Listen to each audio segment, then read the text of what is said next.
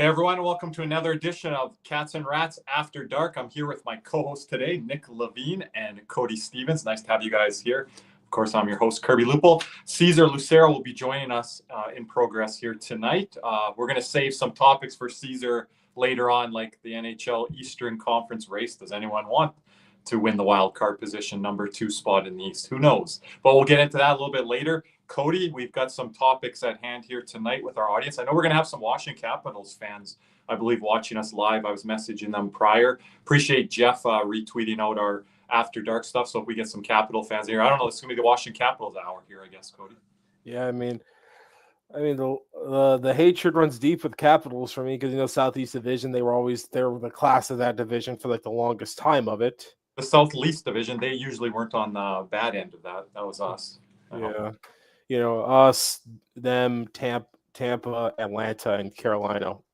Carolina and Washington seem to own that division from my recollection.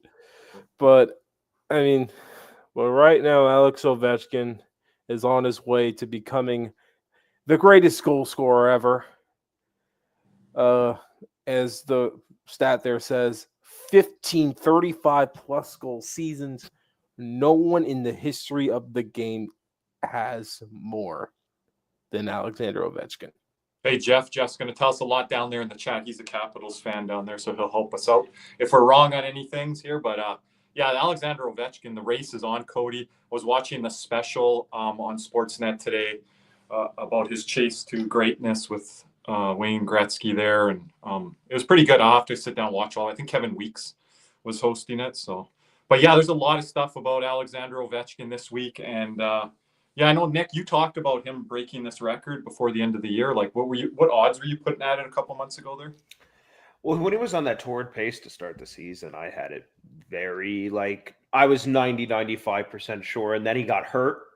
When am I don't know. So it's still 50-50, maybe even a little higher than that on whether he could break it this year, which it's not surprising.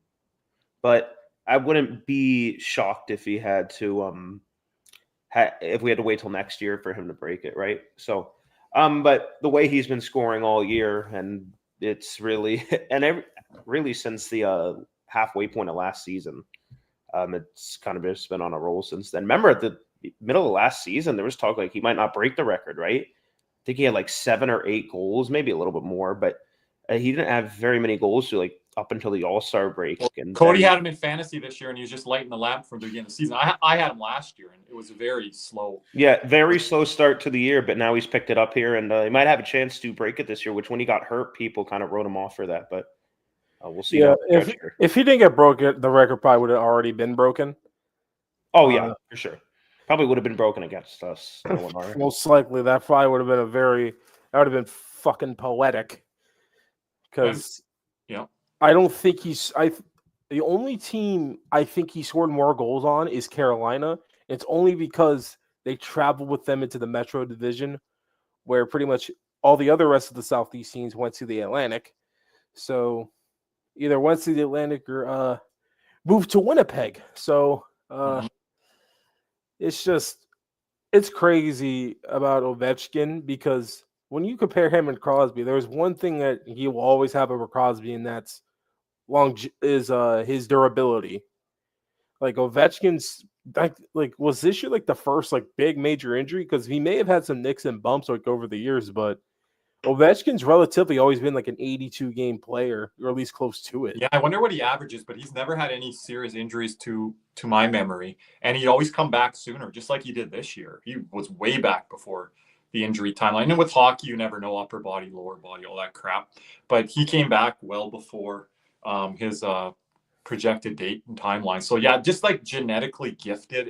And speaking of that, Cody, I put something there in our group chat. If you can share it on there, what fuels Alexander Ovechkin? And there was a picture that kind of went viral there on his diet. I believe it's a Subway Italian. You guys will have to tell me in the chat. Double meat Italian sub, and then spicy Cheetos or whatever. I do like spicy stuff, so I do favor that. But he's just old school in that realm too, Nick. When you hear all this stuff about Nathan McKinnon's diet and regimen and different things like that. So Alexander Ovechkin, he's one of a kind, and he's probably a dying breed in today's game. I don't know. You just see him just sitting on the hash marks just waiting for a one-timer. He won't move a whole shift.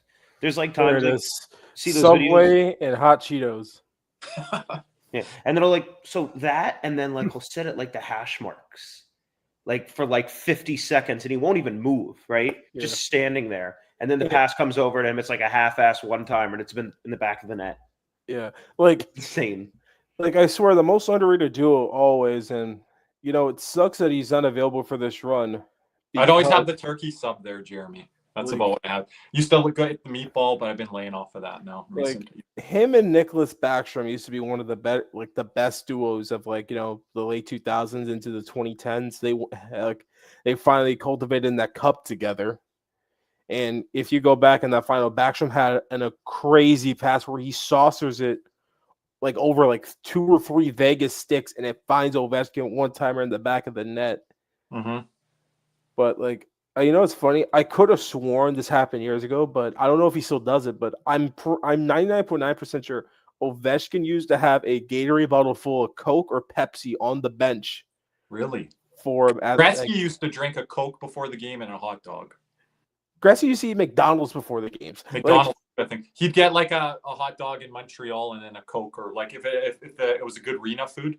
But yeah, I think you're right. He used to get McDonald's there too. Hello to Matthew there. He says he grew up in DC, but he's been 25 years now down in South Florida. So yeah, have Matthew here with us tonight. Matthew Owen. But I'm 99.9% sure. Any Cavs fans check me on this, but I'm pretty sure he used to have. I don't know. Once again, he used to have the bottle, like a Gatorade bottle full of Coke or Pepsi, and that used to just be his bottle. On the bench or whatever. It used to be labeled like Ovi or something. And then you guys check us there in the chat. Speaking of which, hello D'Lo, live from Washington. From DC. So the whole theme here this week is just matching up. Appreciate having D'Lo by here as he's traveling. Yeah, but Ovechkin's always been one of my favorite players. I still think Jeff, so Jeff knows what I'm talking about here. So is it just the regular Coca-Cola? Yeah, it used to be because I remember he used to have a bottle on the bench. I remember a mic'd up or something, or like a Catherine Tappan type on ice interview or whatever, and they talked about it. Mm-hmm. But some people buy into that Coke Zero now. My former neighbor was former professional football player. He's like, I'm a sucker still for my Coke Zeros or whatever. That's your. Yeah, that's my go-to. That and blue Powerade. Me and Nick like the blue Gatorade or Powerade or whatever. Blue right Power- here. There it is. Right here. Not aforementioned right there. Not being good. I have a Coca-Cola cup, but it's water. Are you a fan of DC? I'm not a diet guy. Really? All right. The only thing with Nick is it's Powerade Zero. I hate Powerade Zero. Oh, yeah, no, it's the I'll best. drink either. I had that actually a couple days ago. No, regular Powerade. It's blue for Powerade for me and yellow for Gatorade. Yeah, you're particular on the. Are you a Gatorade fan, Kirby? Yeah, I'll do Gatorade or Powerade. I'm drinking Powerade a little bit more now. I used to always drink Gatorade growing up. I would usually have water as an athlete, but secondary. Die Hard, yes. This is the Marchand jersey. I got it a day after they traded for him. They went on sale and I was online buying it. But yes, this is the Marchand jersey. It's funny. I just got another mystery jersey, Kirby. I ordered another one. Yes. Are you going to wait till the playoffs to open that up? Nope. I'm not waiting this time. I'll open it. Do you have it with you now? No, I just ordered it a day or two. You're not going to do live on the stream? Who's the new Ovi versus Sid? McDavid versus McKinnon? Yeah, I think that would be the most comparable. What's the difference in draft years from McKinnon, McDavid versus Ovi? And Crosby's back-to-back with Ovi because of the lockout. McDavid was 15. McKinnon was 13, so a year apart. So just, an extra year then from those guys. Yeah, that's what I would say, Jamie. They've only matched up, once? Colorado won in, was it 5 games or 4? It was a sweep. They won it in Colorado. That Western Conference final. Yeah, I keep getting a sense those two are going to match up this year, but it would have to be a Western Conference final. As we talked about the last couple of weeks here on After Dark, it's a gauntlet out west, and we're going to get into that playoff preview a little bit later when Caesar's going to join us. It's funny. Every time someone asks, what team do you fear in the East? What team guys do you fear? They always don't like our answer because all of our teams that we fear are out west. Right? Like, well, people want us to say Washington or a team within the Atlantic. I'm saying don't sleep on the Atlantic teams. And again, we're going to talk about Washington here a lot. We've got another segment coming up. I'm not going to sleep on Washington, but Washington has to get through the Metro, and then we got to get through the Atlantic to play then Washington. And I think you could say, if we had to pick one team from the East, it'd be Tampa. Pedigree, just the rivalry. But now people are going to say we don't have fear to them because we beat them. We beat Washington. Yeah, but I mean, again, like that. Toronto, that's I know we have to count it, but it's like that's not. Last year wasn't really the Lightning's normal. Yeah, and when we beat Washington, this is a different iteration of Washington. Yeah, now, so we'll see. Washington just has a really good team. It's. I wonder if that's going to carry over for playoffs for them, because this is going to be the first time for a lot of their younger guys to be in a playoff form like this. Because Chychrun's going to be a big part of it. Then you have Protus, who's having a big year for him. McMichael's had a good year for him. Dylan Strome has come strong on ELD. That trade has been a win-win trade for both teams. The PLD Kemper trade. Yeah, when people are talking about being a lose-lose trade. Jeremy is asking, should we fear anyone? I mean, if we get to the finals, it's more pressure on. I don't fear anyone. It's just there are teams where I think they're like a more likely chance that we lose. Mm-hmm. But I'm trying to differentiate with our people on the post-game show. Like the word fear is coming up a lot, and I'm like, more think of the word respect. Like, I don't know, and it's hard to tell our fans to respect Toronto because of their past pedigree and things like that. But the version of Toronto this year, and I believe in Craig Berube and what Tampa is now with health and rest and all that. And again, I think their worst version, like Nick, you were kind of indicating, there was kind of last year. I just didn't think they came in prepared for those games. I was very. That was such a weird. That felt like every other year felt like there was actual belief. That was the one year I actually felt like. I don't know. I mean, again, there's been a lot of talk on Toronto with Anthony Stolarz and Joseph Woll, the new iteration. It should be Woll right now. I think it should be, but the guy after, I forget who's the guy that does is by next to Cuthbert on Hockey Night in Canada. Oh, Craig Simpson. It might have been him. I don't know. He's like, I think you go with Stolarz tomorrow night against Anaheim. It's like you ride with the guy who wants to play games. It's like. I guess we're just talking about like 3 days ago, freaking Joseph Woll starting game 1. There's always going to be goalie drama in Toronto. They were talking about the other day too. If one guy loses, you go to the other guy, and then you just start rotating. And they're like, and it's like I think Toronto is very good, and I respect them. They have a lot of talent. Like, are they good enough at this game to win in the playoffs? Number one, and I think probably yes. But number two, are they good enough at that game, at our own game, to beat us? They can't beat it. Can they beat us at our own game, really? Toronto doesn't want to admit this, but they don't have the personnel quite yet to do what they want to do quite yet. Like, I don't think they do. They got to make some roster changes and alterations in the summer. Because if they do keep Marner, I think they're just going to be stuck on a hamster wheel. Like, what's funny is, like we've been talking about the Capitals. This is the exact same thing. Like, the Capitals were the exact same thing the Leafs were, except the Capitals couldn't get past the damn second round. Yeah, that was their hurdle. That was in the whole Alexander Ovechkin documentary. And you couldn't ignore that with Pittsburgh, and he speaks about it now, but they didn't want to talk about it then as much. But they, obviously now. Yeah, he said now that they both have cups and they've beaten each other now, there's kind of like more of a mutual. But there's pressure on the second cup, the third cup. That's a good point there, Jeremy. Every time, like, if you try to count out the Panthers, that's when they kind of round into form. Me and Nick talk about that all the time. It doesn't matter who's out there on the ice. Nick will talk to me. He's like, I don't feel good about the game tonight. But then I'll be like, Nick, we've lost 2 of 3. Like, they're just going to win tonight and surprise us. Or one of you guys would tell me that. Well, and what did I say? After the Boston game, we were going into Toronto. And I'm like, I mean, it's probably just one of those games you win, right? It's like, I remember plenty of times where we lose 3 or 4, Barkov's now, or Kachuk's out of the line. I'm like, remember at the beginning of the year, we lost both. We were both out without both Barkov and Kachuk for about a week and a half. And we had just lost to Buffalo. And I'm thinking, oh man, like, we're without these 2 guys. The defense is a shit show. We were going into Boston. And we were going into Boston, like, damn it. Like, and then we end up doing fine, right? And it's like, you're kind of starting to see that now, and I know there's been a lot of talk about our scoring. We had a heated talk about it last night. Remember at the beginning of last year, Belinkus and Mahura were in the lineup for Montour and Ekblad, And everybody's like, where's our scoring? Why aren't we scoring? We're winning 2-1, 3-2. Yeah. I think that's similar to now. It's like you are kind of adjusting some of your game to make up for what you have right now. Yeah, it's just I'm not worried about the goal scoring with the Panthers, to be honest with you. No, I'm not, because how we generate offenses. It's gonna happen. It's like we generate the offense off of turnovers, off the cycle game. That's how we generate off the forecheck. That's how we do it. I just want to jump in quick with Jamie's question. I'm going to keep it Washington Capitals theme here. I really like what they're building on their back end there. Jakob Chychrun, Matt Roy. You've always talked about him, Nick, when he was going to become a free agent. And then I'm a big fan of Rasmus Sandin. I just like kind of what they're building there from the back end out. And then they're getting the goaltending right now too. So you always got to kind of combo the goaltending with the decor. So I'd say them. I do like Tampa, but Cody always brings up they're not super deep. But it's like I don't think any team in the East is 1 through 6. I think you got to look. I think the two questions for Tampa are Mosier and Chernak. It's like I think Mosier can fit well with Hedman, but it's like there are some times where those types of players, not that he's saying he's a bad player, but like he's playing a top pair role next to Hedman. It's like they can get exposed a bit.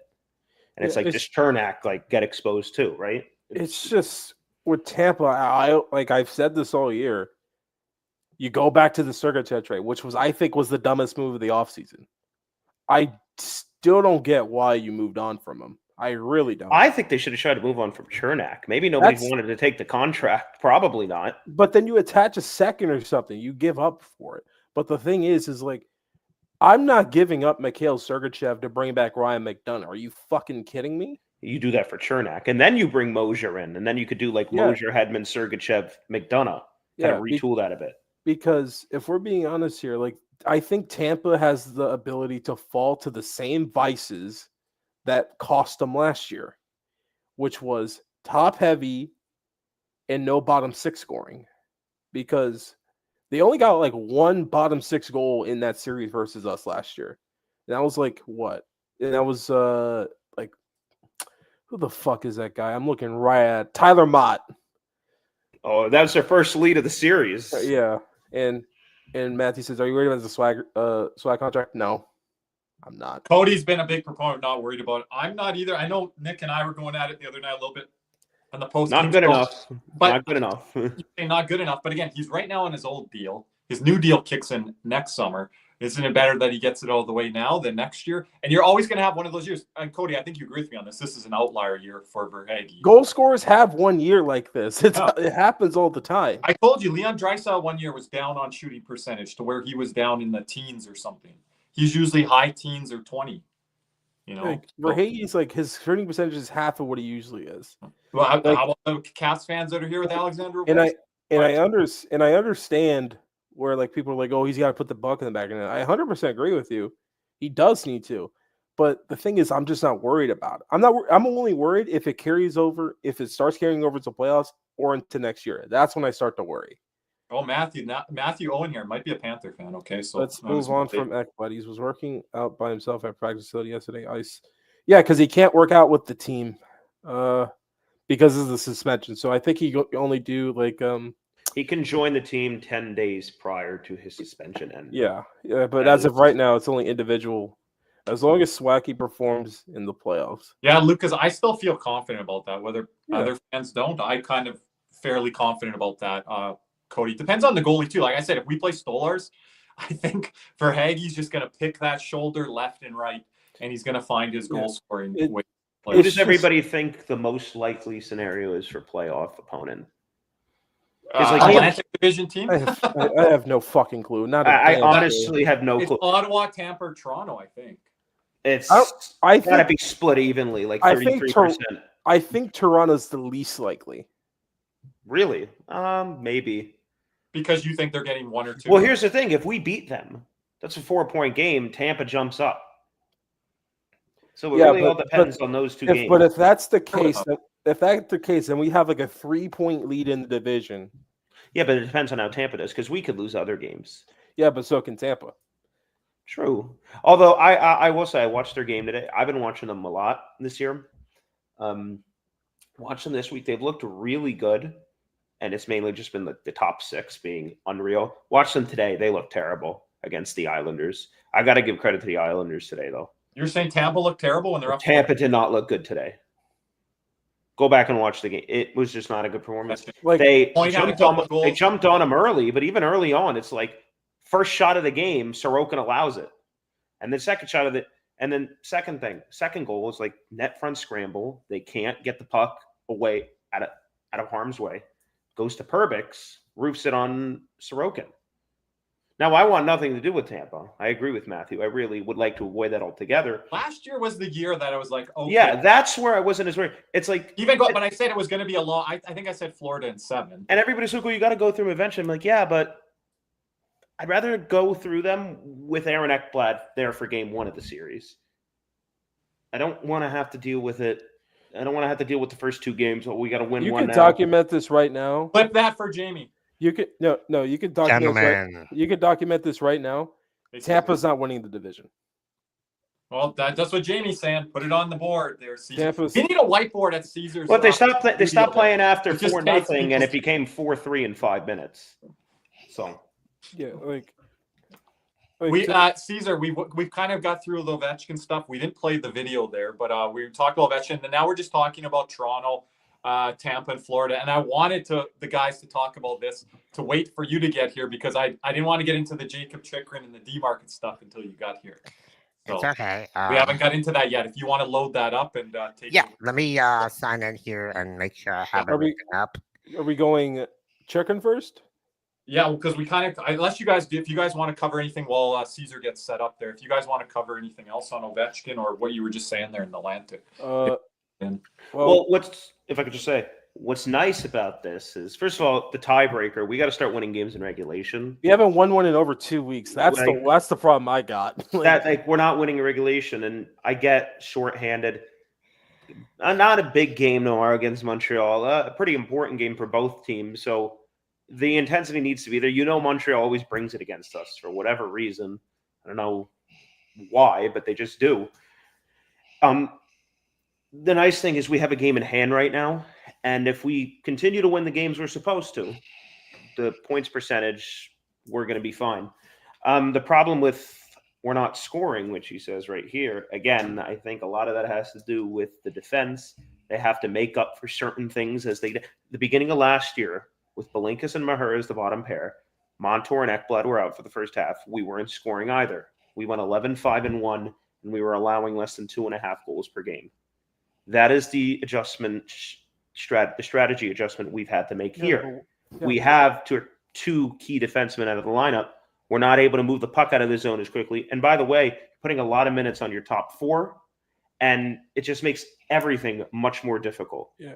And it's also to the point where we're not going to be a team that scores 5, 4, 5, 6, 7 goals a game anymore. We did that. It didn't end up too good. Yeah. And here's a good question. What contract do you want for Bennett? I don't want to re-sign him. That's where I'm at. Because whatever he's going to command is a number I don't want to do. And it's going to sound blasphemous, but here's the thing. 1, I think this is his peak. He's about to turn 30. He's more of a product of the team around him than he is of itself.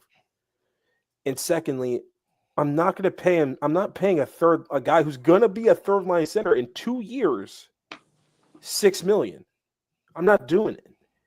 Jeremy, we talked about it last night. A couple of options. We're going to get into that with the chicken thing here. We'll get into that, but 2 names that were mentioned: 1 left shot, 1 right shot. Travis Sanheim trade option. I don't think that's likely.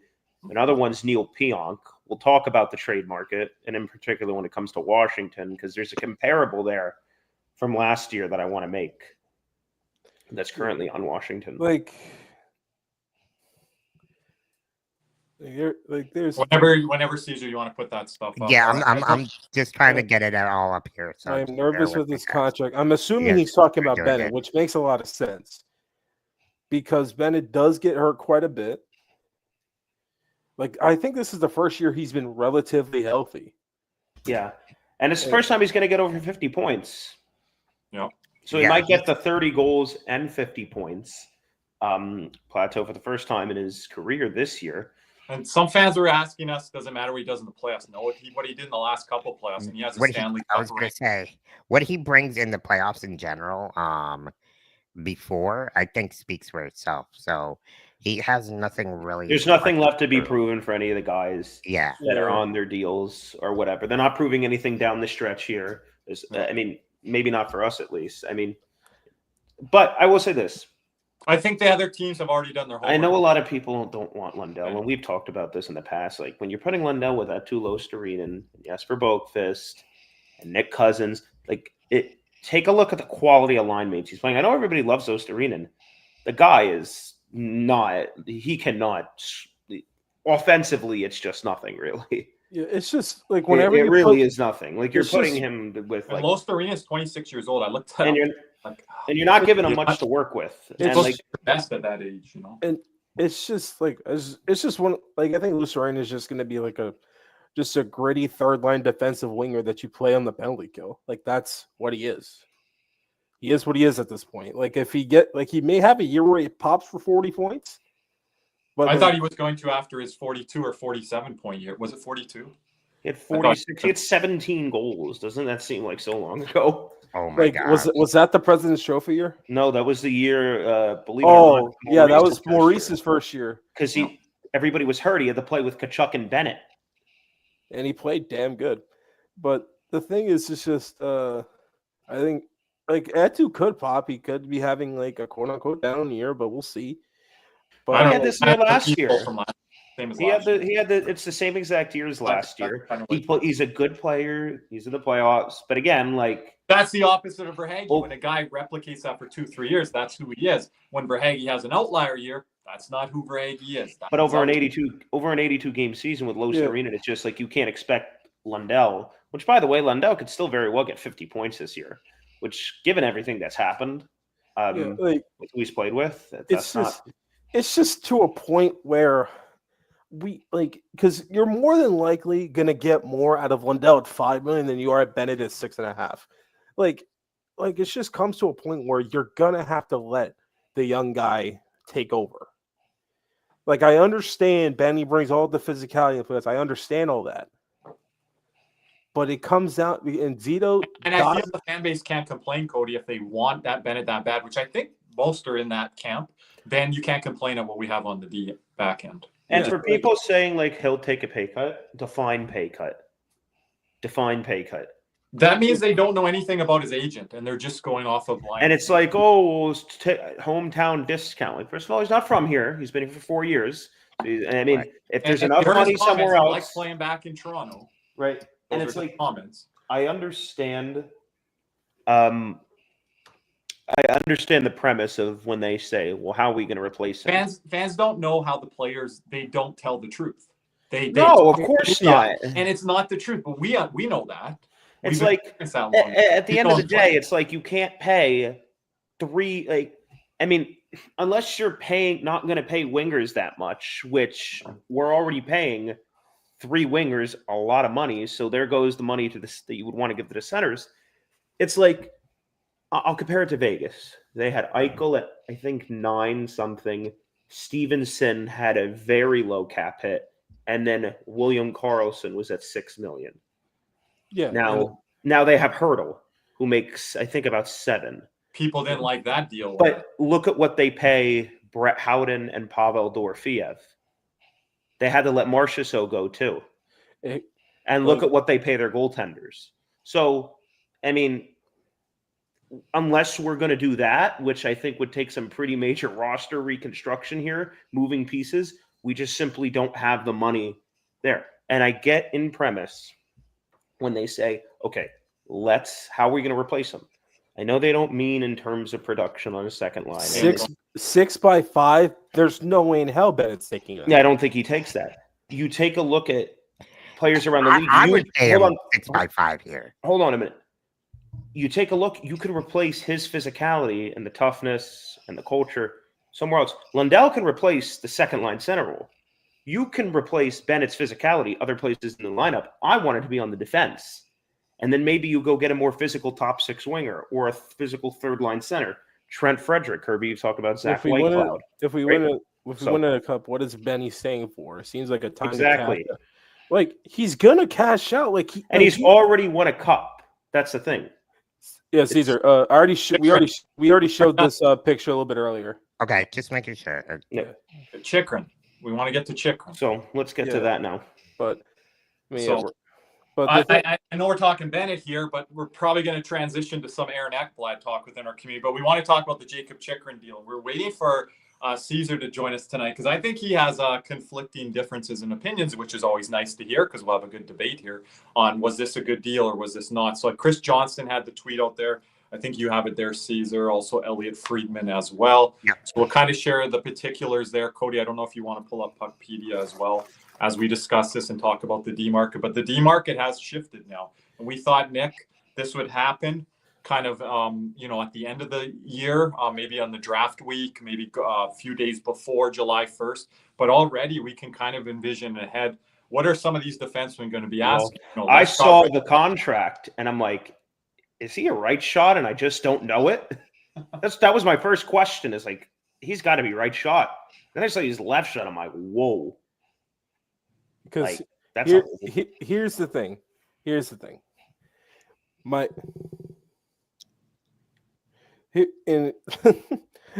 I put this in like one of our chats, and Nick can vouch for me on this. Okay. The first thing I said was, "Oh, the D market's fucked," because go ahead. I'm sorry. Go ahead. Yeah, no, this is what number one D-man used to get like 2-3 years ago. This is similar to what Makar got. This is what Makar currently makes. Like now, Darlene was getting more than that. Darlene gets 11, so that might explain the defense market. If I could just say this on the deal, it is a lot. I am not a fan of it. I think he's a $7 to $8 million guy, and we like him. And I like Jakob Chychrun, right? But it's like. You take a look at, okay, he's having a good year. Fine. When is the last time, and he's playing less than 21 minutes a night.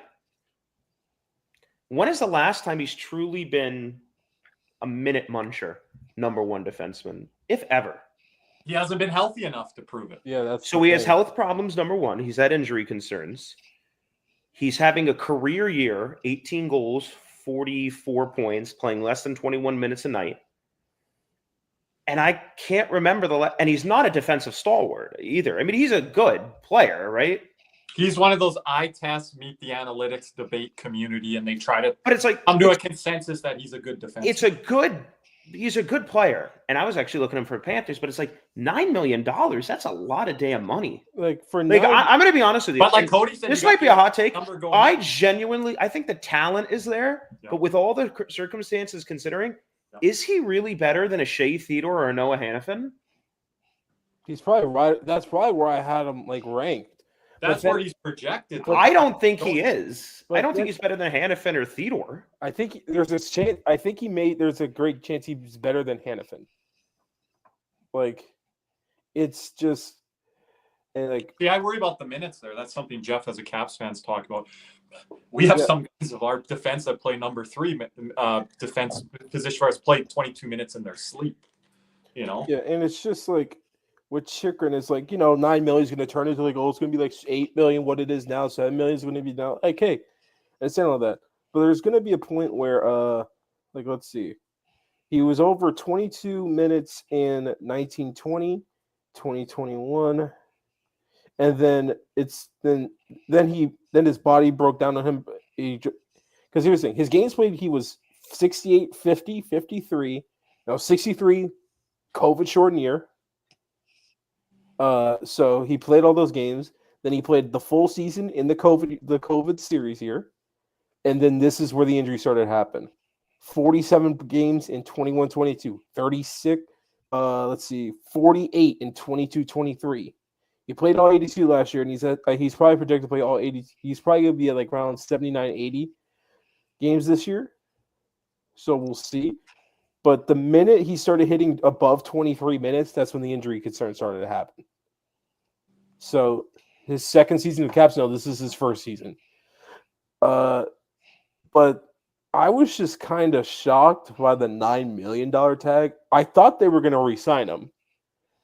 But I was just like, I nine's kind of rich. I'm thought not. you could've put up I'm less. not shocked of the 9 million. I guess I'm shocked of the years. Oh no, like, he was gonna get 8 years regardless, because he's. But for 9 million, yeah, 8 years. I think he got a good. Well, for him, he got a good deal. I don't think Florida signs him for that deal at all. Oh, 100% no. Question for you guys: who do you think is better, Seth Jones or Chychrun? Some of Chychrun's stuff is in the front nine and in the past. Like, who would you Different rather? different points of their career. Who would you rather have? I like both. But Jones is older. I like both. Yeah. No. Jones is older now. Who I'd rather have Jones because he's a right shot, and that's the only reason. Yeah, Like, right shot. And I'm really high on Seth Jones. I know a lot of Exactly, people. Matthew. He's older. So am I.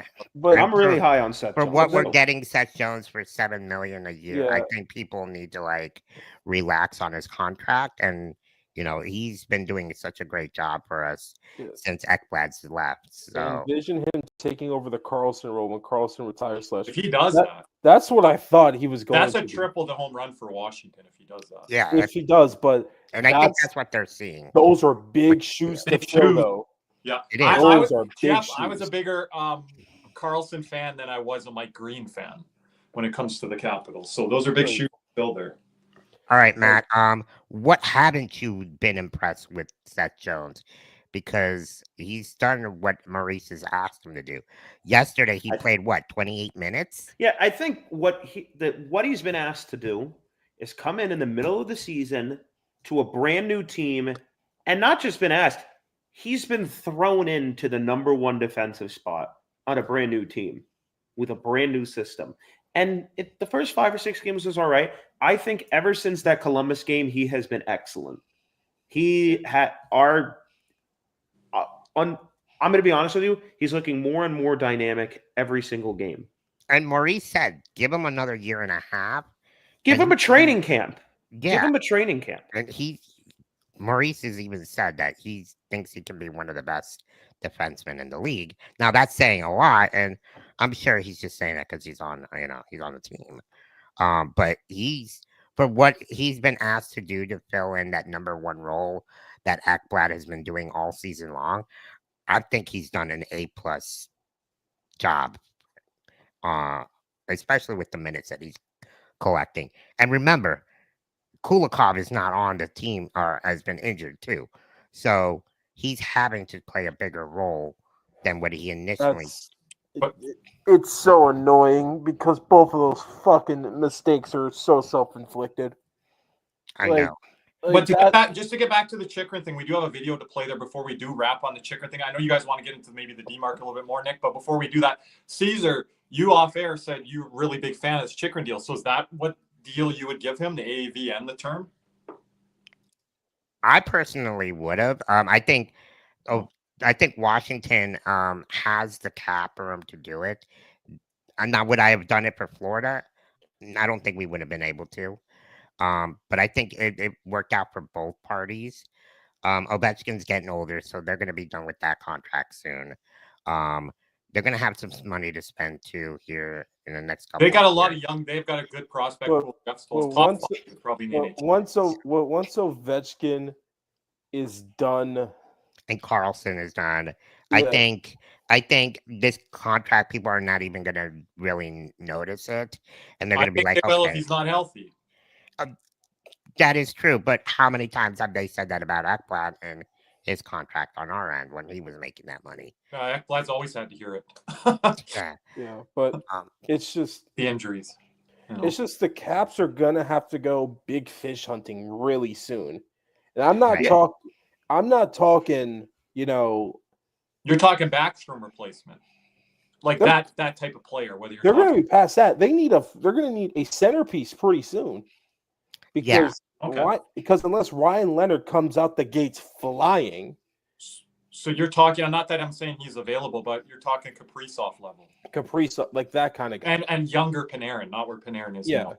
Yeah, like one of those guys. Okay. Because what would have been really nice if Draisaitl was able to hit the open market for that. Oh, that would have been like you get your number one center, a centerpiece, and all of a sudden with those young guys, you have Protas and then Ryan Leonard coming up, and you have a bunch of top other 5 guys. player on your team again. You have a top 5 player on your team again. You're younger, and you're getting a bunch of really high quality prospects to mix and match with like other veterans that they have. Because like this is what Cody's talked about, Nick, with Washington here. It's going to be tough when you go in the playoffs because how many matchups are they going to have? Maybe early on, but how many matchups are they going to have, especially if you look in the Atlantic, where they have the best player on the team? None. They don't have that. None. But if you had a guy like or Kaprizov, you could start to have that. Like, because here's the thing. Because if they're going against Florida, I don't think they have anyone in the top 3. Like you're clear. Like after Ovechkin, who is it? Like, well, Wilson, is it Pro? He has to be one of those top. They have great depth, and I'm not trying to shit on Washington. They're a really good team, but it's like where they're slotted in from the best player, second best, like, fourth. Because Carlson's at the end of his career, Ovechkin's nearing the end of his career. So again, you've got all these guys. You don't no longer have the Holtby there. You don't have the Backstrom there. The Kuznetsov, that was your younger player at one point. He's not there anymore. So you got all these guys coming in now, and where do they fit on the hierarchy you're talking about? And that's a good point that Cody mentioned because, that's what it comes down to in the playoff series. We've seen that with Carolina. Who has the better guns, right? And maybe that won't catch up to Washington in the first round or two this year, guys, but it could eventually. Like, you don't necessarily have to have the best player in a series, like the best quote-unquote player in a series. Yeah, it's not basketball. But you gotta have a guy that if you need a goal, he has to go get you one.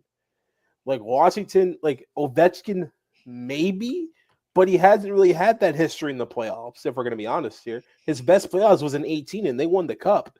Like, it's gonna be interesting. It's just like when they go against, let's say they go against us, they don't have anyone better than Barkov, Kachuk, Reinhart. Those are 3 guys already.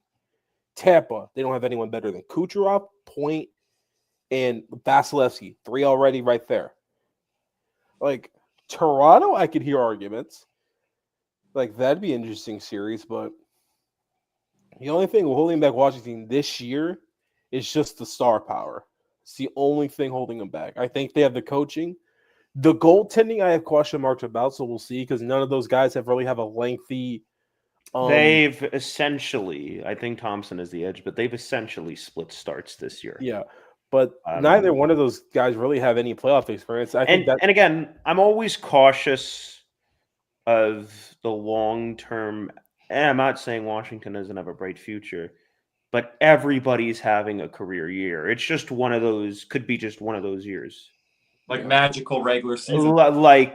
And we've seen that, right? Like where they just have phenomenal years and they have a good team, right? I'm not saying they don't, but it's like, man, like everybody's having. And bigger question is, are they going to get a year from like Tom Wilson? Like, yeah, that's another thing. It's like, because that's another guy I had in fantasy, and he's been hot the whole fucking year. Yeah. And it's just kind of like, reminds me again, our presidential year, everybody had a great regular season, career highs, and I don't think there was a guy on that team that didn't set a career high. Frank Vetrano, but well, that's about it, right? It's because he got buried in the fucking 4th line, right? So, I mean, again, I don't know. Again, I don't want to shit on Washington because they are a really good team. And they're probably one of the most well-coached teams in the NHL. They got a lot of depth. This is more talking long-term past this season. Are they going to be able to sustain these efforts and these performances from some of the guys, especially when Ovechkin is gone? We got a couple things here Caesar does have for Jakob Chychrun video here. I'm a big component as a former coach, as like a multi-sport athlete. He talks about his passion for football, weightlifting, different things like that. And then there was something else, Caesar, also in our chat window there that I wanted to share with the audience there, a picture of Chychrun talking about beeswax candles, I think there. So yeah, whenever you're ready there. Yeah, sure. Let's go ahead and play this clip. My dad was great. He let me play every sport I wanted to other than football. Football was kind of the one thing. Good for him. Worried. Yeah, he was worried about me because I wanted to play really bad. I did weightlifting with the football team. It was one of my instead of doing PE or physical, I did weightlifting. They let me do, and it was with all the football guys, and the coach was our teacher in that course. So he was always trying to recruit me and get me to come out to a couple practices, but my pops never let me. And we had a big football school, like ESPN would be there every Friday night, broadcasting the games, and I loved it. We had some studs come out of our school. So, but anyways, I loved baseball. Baseball is probably my close number 2. I played first base, and I loved batting. And I stopped that. There kind of comes a time where you just got to kind of pick one sport. But I played soccer for my high school, tennis. I love tennis. It was great. I think it's important to do that. I think these days, all the kids, they focus so much on hockey, and they play hockey, 365 days a year. I think it's great to have breaks from the game and be a kid and play other sports. And I was always so into athletics, and I think athletically gifted and worked hard at it. And, it'd be tough for me to say I wouldn't be in another sport, because I probably would. Yeah, so just, What do you guys think that has to attribute, especially being to South Florida, since, South Florida is really big into baseball, football, tennis, and all that. Does that have a big impact on the way he was brought up here, since Chychrun did have his home here in Florida as well? I also want to mention he did go to American Heritage High School, which is I was like about to 5 ask minutes from that. my Where the house. hell did he go? He went to Right, American 5 minutes. Heritage. Yeah. And if you want to hear the names that he went to school with, or most likely went to school with, Pat Surtain, reigning Defensive Player of the Year, came from American Heritage. Brian Burns, defensive end for the New York Giants now, former Florida State Seminole, go Noles. Aronde Gadsden came from there. Like, he had some guys. And hey, Ryan, did your dad coach against this school, Cody? No, he never coached high school. He always coached like Optimist football. He coached high school like in the 80s and 90s for like Miami Central High School and stuff like that. But when you coached, was the school around then or no? No, Heritage is like in Boca. Okay. Which is where he's from. So he was saying like Friday Night Lights there, ESPN was there. Yeah, because the Heritage is also a big baseball school. Tristan Costas, first baseman, Boston Red Sox. Okay, yep. Eric Hosmer, first baseman, Kansas City Royals, legend, World Series champion. Jonathan India, former Rookie of the Year a couple years ago. And, that school is very known for their athletics. And I think it kind of helped Chychrun shape out to what it was in the future. I mean, he's still the biggest fucking weirdo in the league. But yeah, there's some other stuff I sent there on C. But what hockey player isn't a weirdo? Seth Jarvis. Hockey players, I don't know, they're pretty vanilla. Like goalies are fucking weird, but yeah, isn't American Heritage in Plantation? It's right here. It's right there on the Plantation. I guess it is in Plantation. Yeah, it's right by my house, Cody. I don't know why I said Boca, but probably because he is from Boca. But Heritage, but high school football, like I said, in the spaces it's a way of life down here. You have a bunch of great football schools that have had like the history, like Miami Central High School, Miami Northwestern, St. Thomas Aquinas, who I think's the best school in Florida right now. And you have IMG up in like Northern Florida. Like, I think him being surrounded by that kind of culture kind of got his work ethic going. And it's unfortunate that Panthers aren't able to land him here. His dad, works for the organization. They tried, but Arizona asked for an arm and a dick for him. And then they did, and and what they gave him up for was such bullshit. That pissed me off so bad. Up for anything. That pissed me off so fucking bad because they wanted Lundell and Tippett. They wanted Lundell and Tippett, or they wanted Knight. 2 of the 3 of Lundell, Tippett, and Knight. Like, this is why that fucking dumbass franchise ain't in Arizona no more. Because they're just because those idiots, he was the most overvalued player in trade markets as in the history of life. And they gave him up for a singular first? Gave him up, I don't even remember. And then he got worse with Ottawa. He was not good with Ottawa. He never fit there. It was just and behind But Sanderson, they needed a defenseman, so I agreed with that move. Sanderson and Shabbat, it just didn't really make sense. I mean, There's a quote with Chychrun there. I saw that. I had to put that in there. I heard yesterday he's no light bulbs. He's doing candle lit in his house now. Yeah, that's what his thing was yesterday. So now we're all talking about beeswax candles. I put one candle in my house, and these guys would call me a weirdo. But I think he's bro. I yell at my mother every time. Is that what's keeping the room lit back up there, Kirby? What? I'll light what's keeping the room lit up there? You guys would too to stay warm. I was gonna say with his furnace messing up all the time. Shit, I think he has like candlelit all over his room. Yeah, not by choice. Just make sure you don't put any. There's a foot or two. Flower there's petals about 1 or 2 out feet there, of snow on the ground right now in Calgary. So hopefully Jonathan Huberdeau has that heated driveway right there, Nick. Yeah, you got a heated driveway, Kirby? I'm not Connor McDavid. You're not Connor McDavid. No. like I wonder if Huberdeau's got a heated driveway. I've got the whole house LED finally now. I wonder if Huberdeau's got a heated driveway. You think so? Yeah, so kind of getting back to the Chychrun thing, I think good for him. You know, I love his dad, longtime Florida Panther, great guy. And I think I hope he does play well. I hope he stays healthy. And you know, it's unfortunate that we couldn't get a chance to get a crack at him in free agency. I would have definitely loved to see him in a Panther jersey. And I think a lot of Panther fans too. So I mean, I hope he does well. But I have a question for Kirby and Caesar.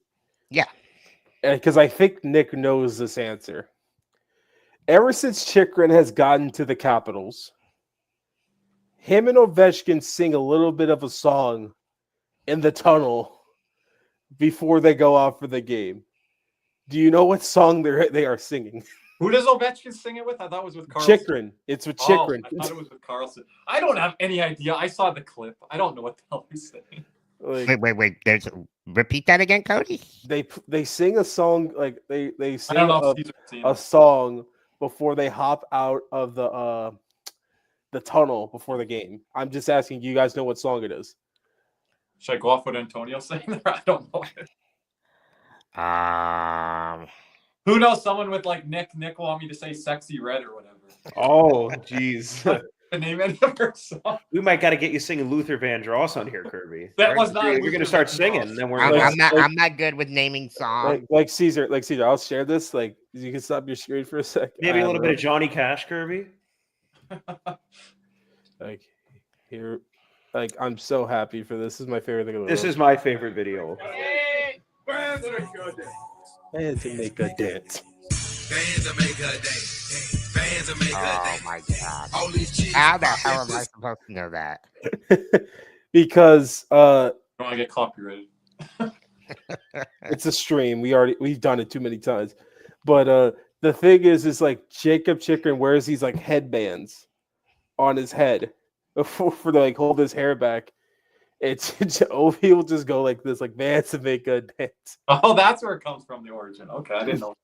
So, like that's probably my what like there are two teams where I think they're funniest. Like all, I think San Jose is one of the funniest teams in the league. Really? Why? Because of that music video? No, it's just Celebrini and Smith. Like it's just like the antics. Because did you see Toffoli had to have like a sleepover with Celebrini and Smith after he scored, like they all scored in a game? He said if he would have remembered that, or he thought it was serious, he would have missed the net on the net on purpose. Yeah, and they recreated the LeBron with his kids in the driveway video. Like, no, I haven't seen San Jose content. I've been seeing the Washington stuff. Like San Jose, like I love the vibes. But yeah, but bands that make a dance, like I think that's probably my favorite thing in the world. Like I you know what's funny? The vibes in the Washington room this year, like Jeff says. You know what's funny?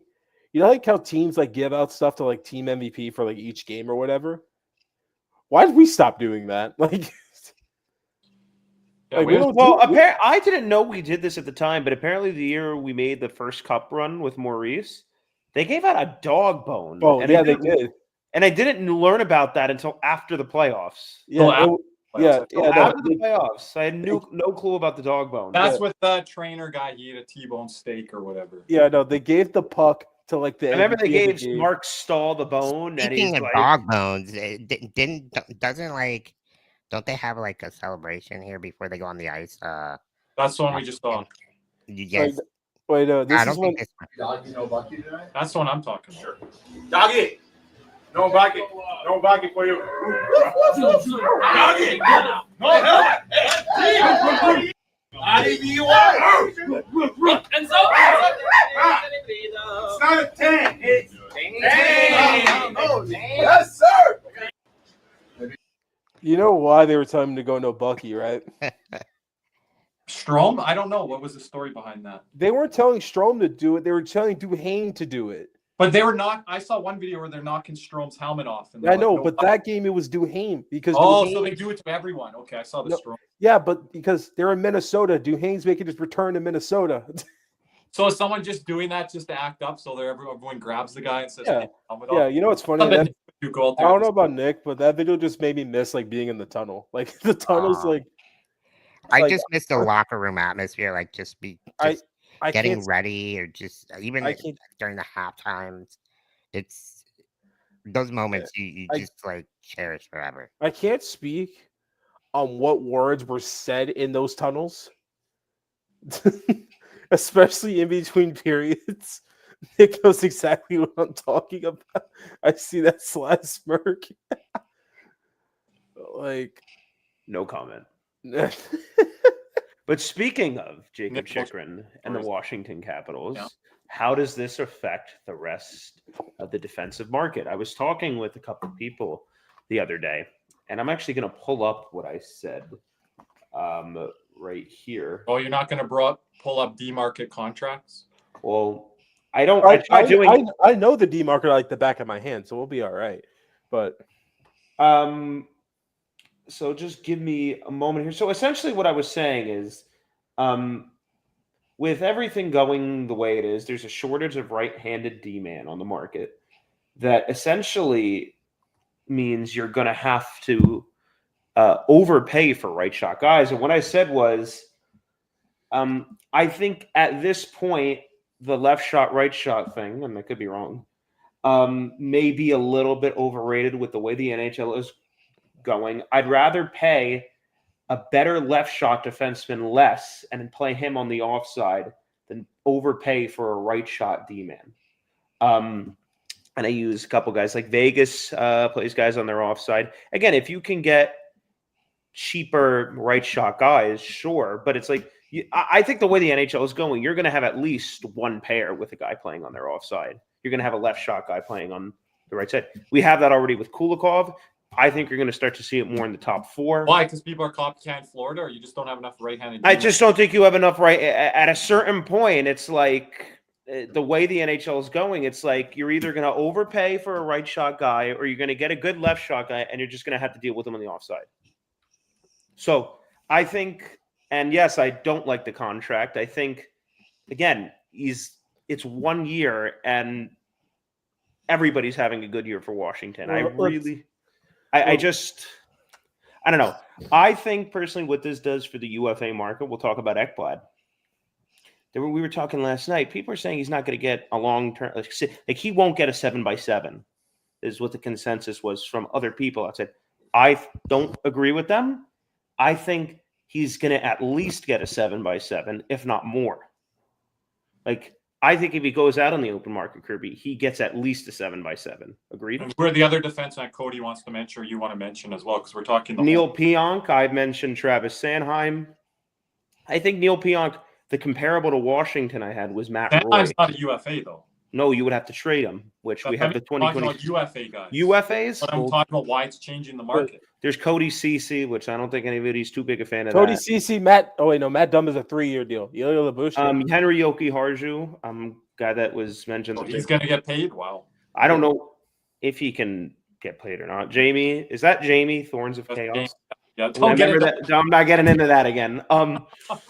Not everyone can play on the right, sure, but you might have to have a guy who plays or in your top 4 that's going to be playing on his offside. But Matt Roy is the comparable I wanted to have for Neil Pionk.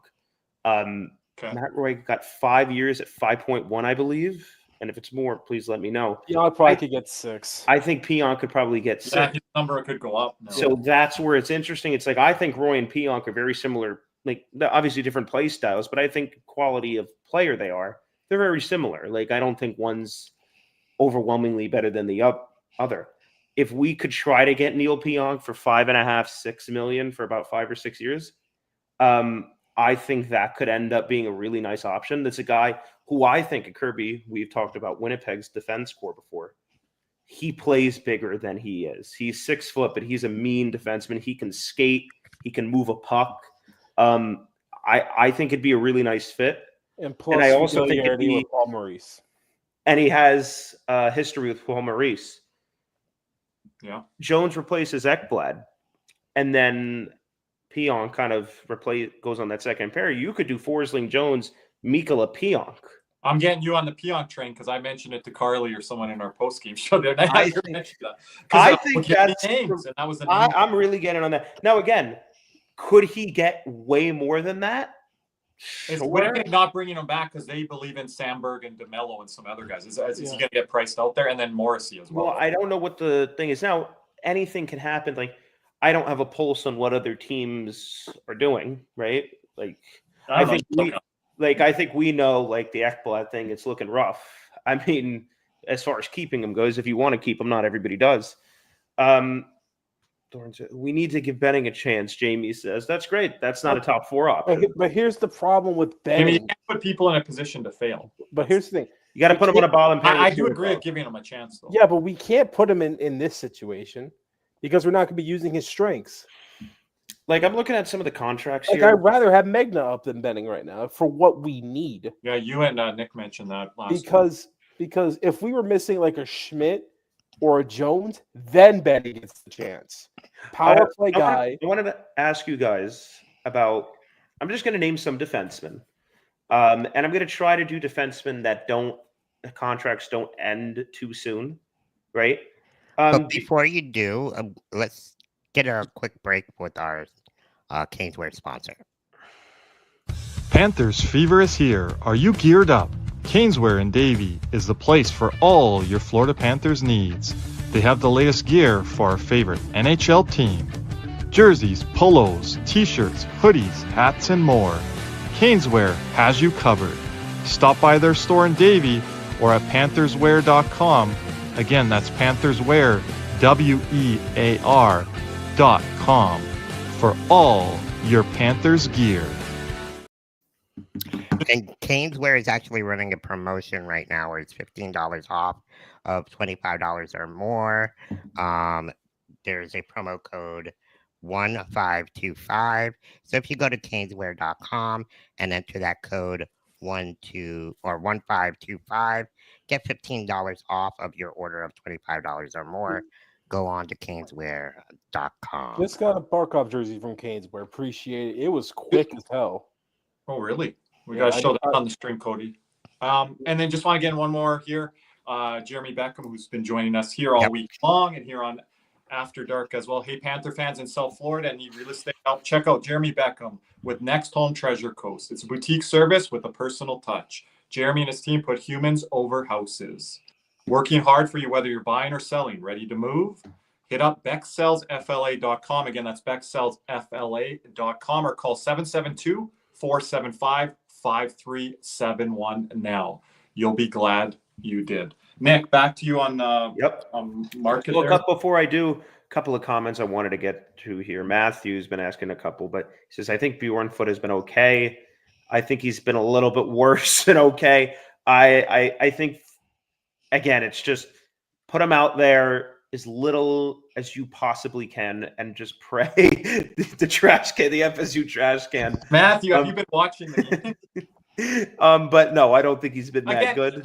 I don't like this narrative, and we do all the post games, Cody and Nick, and people are like, well, this defenseman was good today. Then we look and we tell them, do you know how many minutes they played? They go, no. 10. And then Nick, you're like, they 10. played 11 minutes. It's like, that's not good enough. It's like, we're not giving participation ribbons, you know? Like, Nate Schmidt played almost 21 minutes yesterday and did a damn But no good one job. gives them credit for that, Nick. Like, Nate Schmidt, honestly, one of the unsung heroes of this season. People are giving, like, you know, like, he deserves a lot of praise because he's been playing phenomenal for like the last month or so. Yeah. And he's been one of our more consistent guys. And it's just, and here's one. I think size has never been something they care about, especially the season specific. I disagree with that. Because that is your response to Jeremy asking, do they still want big defenders? Yes. I do think in it, yes.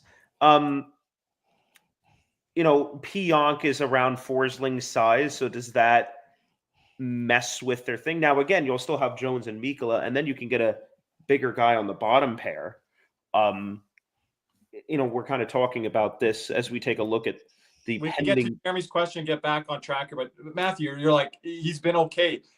Tell me where he's been okay. Show me film. Show me moments. He hasn't been okay. He's been okay for one game, and then he's been, I think, putrid since.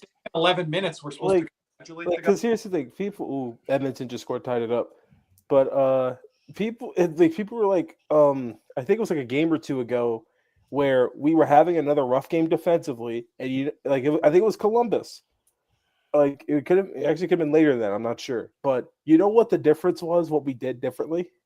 We just stopped playing Politskis and Bjornfoot. Yes, stop playing them, Matthew. We didn't get out. We just stopped playing them. They played. I looked. They both played less than 11 minutes yesterday, and again, that's not good enough. This means we're taking up a spot on the bench. Okay, but how many minutes do I want him? It's not okay. I want him playing 10 minutes, but the point is, I want a guy that can play 15, who can come in on a given night and play 15. I don't want any guy if playing there's an injury, unless you're a fourth. I don't want anybody playing 10 minutes. Unless you're a fourth line winger. I want to do it for 10 minutes. Cody. Like, how many would I want him to play? I would like him to play 15 minutes competently. Matthew, you need to look at the game. I'm going to be honest with you. Tracking the game. Can Megna not do that? Like, Megna cannot. We can't be any worse. And the only thing with I don't know, Schmidt's playing 20, like you said. And the only thing with Bjornfoot is the biggest thing with Bjornfoot is he's getting thrown the fuck around. Yeah, he's getting bullied. But I wanted to try to tell everyone that. Finish up here, and then we'll get back to the right-handed or the free agent. But do they still want big defenders? They still do. I'm 100% sure of that, because we learned in that cup final versus Vegas, size matters on the back end and on the fourth line. Shot suppression, shot blocking, clogging up lanes, not letting you get to that home run plate area, they call it, the high danger zone area. We just couldn't get there. And that was the first team that did that to the Panthers. And again, injuries and all that. But in 2023, that was the only team that kind of shut down the Panthers on that run. Boston did early in the series, Nick, but then the Panthers figured that out. They couldn't ever figure it out with Vegas' defense. It was because just taking a look at some of the top and the big fourth line. That's why I think the Panthers won the cup by adding Kevin Stenlund and Lawrence and those type of guys, because they learned that from Vegas too. Matthew, I love you, but you got optimism glasses on so bad right now. You have them on. I think you're going off of emotion versus, facts. I don't think he's been good. Like, if he's been okay, I don't think we have to fucking split up the D-cores and just stack them, because you don't play a guy 10 minits if he's good. Okay. That means the coach doesn't trust him. Yeah. So some of the defensemen out on the open market, there's a lot of left-handed shot. There is a shortage of right-handed defensemen. The right-handed D are Cody Ceci, Brent Burns. Obviously, we've mentioned previously Neil Pionk. You have David Savard here, Nick Perbix, and Pionk's the one that stands out to me. And then there's Aaron Ekblad, Travis Hamonic, Jan Ruda, Henry Yoki Harju. We have Dante Fabro here. Keep naming. It doesn't really get anything better than that. Just keep naming. Give me three more. Dylan Coughlin, Tony D'Angelo. Actually, no. He's contrary to probably. He's actually been pretty good for the Islanders. Yeah, what, I saw that today. What would you guys want the Panthers to get? Just naming those guys. Neil Who other Pionk than- would honestly Neil- maybe other than Yoki that Sounds Black. like to me as Pionk, or you got to go trade. Yeah. Pionk, or you go Yoki Harju and you have to make another trade for a defenseman next year's deadline. How much you're paying Yoki Haru, Matthew? How much you paying him? There's no way he's getting that, That's crazy. bro. Go on, put that on the screen. That's No. crazy. Wait, what? 4.5, No. 5? What? Everyone has to, though. Chris has to overpay for right-handed. And they might have to, but I was wondering, you go. Here's the I'd thing. rather re-sign Bennett than that. Like, That's a lot. and you know what's funny? We had people last night What do you give Yoki Harju? 3x3. That's what I think. Okay. Yeah, you give him. If you need to go up to 3.5, you do. But I mean, 4.5, 5, 4.5, 5. and he's a Again, bottom pair. I agree with Kirby. I don't like waiting till the deadline for defense. Forwards are a little bit different. Look at what Washington did. That's been our theme here tonight. They That didn't is true. You Hey, build your defense core. Washington got all their even- last year. They got it coming into the season. I don't like the strategy that Bill Zito. And Cody always pushed back me. He doesn't have money. Well, now we're gonna have money, right? We're gonna have the money, Yeah. and now the question is Zito we have gonna assets overpay? too. We have assets too. Because when Zito we're going into doesn't free agency, have- we I have. Go ahead. Like, to answer Caesar's question, I don't think so. Because Zito is not one to give out big deals in free agency. The biggest deal he's given out of free agency is what? Evan Rodriguez. Rodriguez, So it's yeah. gonna come through a trade. All of his big moves have been through trade. But And then he Grant- pays the guys. but Because Grant- here's the thing: overpays happen in free agency. You overpay for a need. Now, if you want to preserve your draft picks and then overpay in free agency, you're just kind of screwing yourself a different way. But it's like everybody's saying we have no draft picks. I'm like, yeah, because we don't overpay for players in free agency. Yeah. And Right? we still It's like have the that is our free agency. That's That's how our we safety. acquire players. yeah. We don't have the draft picks, but we don't spend the money in free agency. That's the trade-off. And we get better players because of it. Yeah. We've had success because Sam Reinhart. and we get kind of our choice a bit. It's not like you just take what's available. It's like you can kind of look at the market, right? Matthew Tkachuk. So it's like, right? So it's like at this point, if you don't get Pionk for a reasonable price, I think Yogi Harju could be an option. I'm not telling you what I would do. You've been on that. I agree with you, Matthew. That Carter Harder Verhaeghe to- thing. That You Carter don't- Verhaeghe thing I'm starts- not saying the draft pick argument. I agree with you. You don't need. I mean, you do need draft picks, but it's like I want to win, and I want to win now. So the draft picks aren't as important to me. But that Carter Verhaeghe gets 19 you top. like, That Carter look, Verhaeghe thing, Cody, does it get you top pairing defenseman? 19 million is a lot in hockey terms. 19 million is a lot because really we don't have to re-sign anyone major. No, There's we don't. nobody in. Maybe saying 19 million is not a lot in free agency coming out of the We have. Okay, That's a lot. COVID? you have your. I don't top- know what you're talking about, Jamie. Yeah, but our you big have your our, top the three cap's defense. going on weird. our big our Is big there a Wow. full moon or something? I was gonna Especially if you're say, not re-signing Bennett and Ekblad, that's plenty. yeah, and the thing is because here are the holes that you need to fill. Sam Miskevich is the only one you really have to re-sign because he's an RFA. You have to sign a 3C, a 4C most likely. You're probably going to get a fourth line winger, but that's what 900,000, $1 million. I'm not worried about that part. A backup goalie. You need a backup you goalie. can get a fourth line center or third line center. You have your out there. top two centers, your top two defensemen. Hey, locked Zito, up. just re-sign Stern, man. We'll all be set. Because because here's the thing, you pretty much have all of your top 9 signed except for the third line center. Can we get this on the screen? Can you pull up Puckpedia? Go to that Puck GM thing, and we could just kind of go through like this. Well, we got other stuff to go through, so we kind of don't want to take too long on You know, it. just only take a minute or two. Like Did you send me the link? like cap projections here. Send him the link. Cody. I got it. Cap projections here. We have 19 million, and that jumps up to 40. We have, and by the way, we have 16 signed here.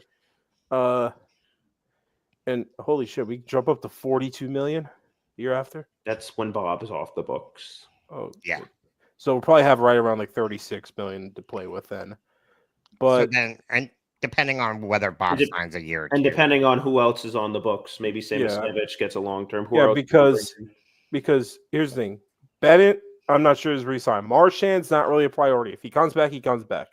Sturm, I would like to resign. Yes. I have a feeling. I know you guys are against this, but I have a weird feeling they're going to sign Bennett.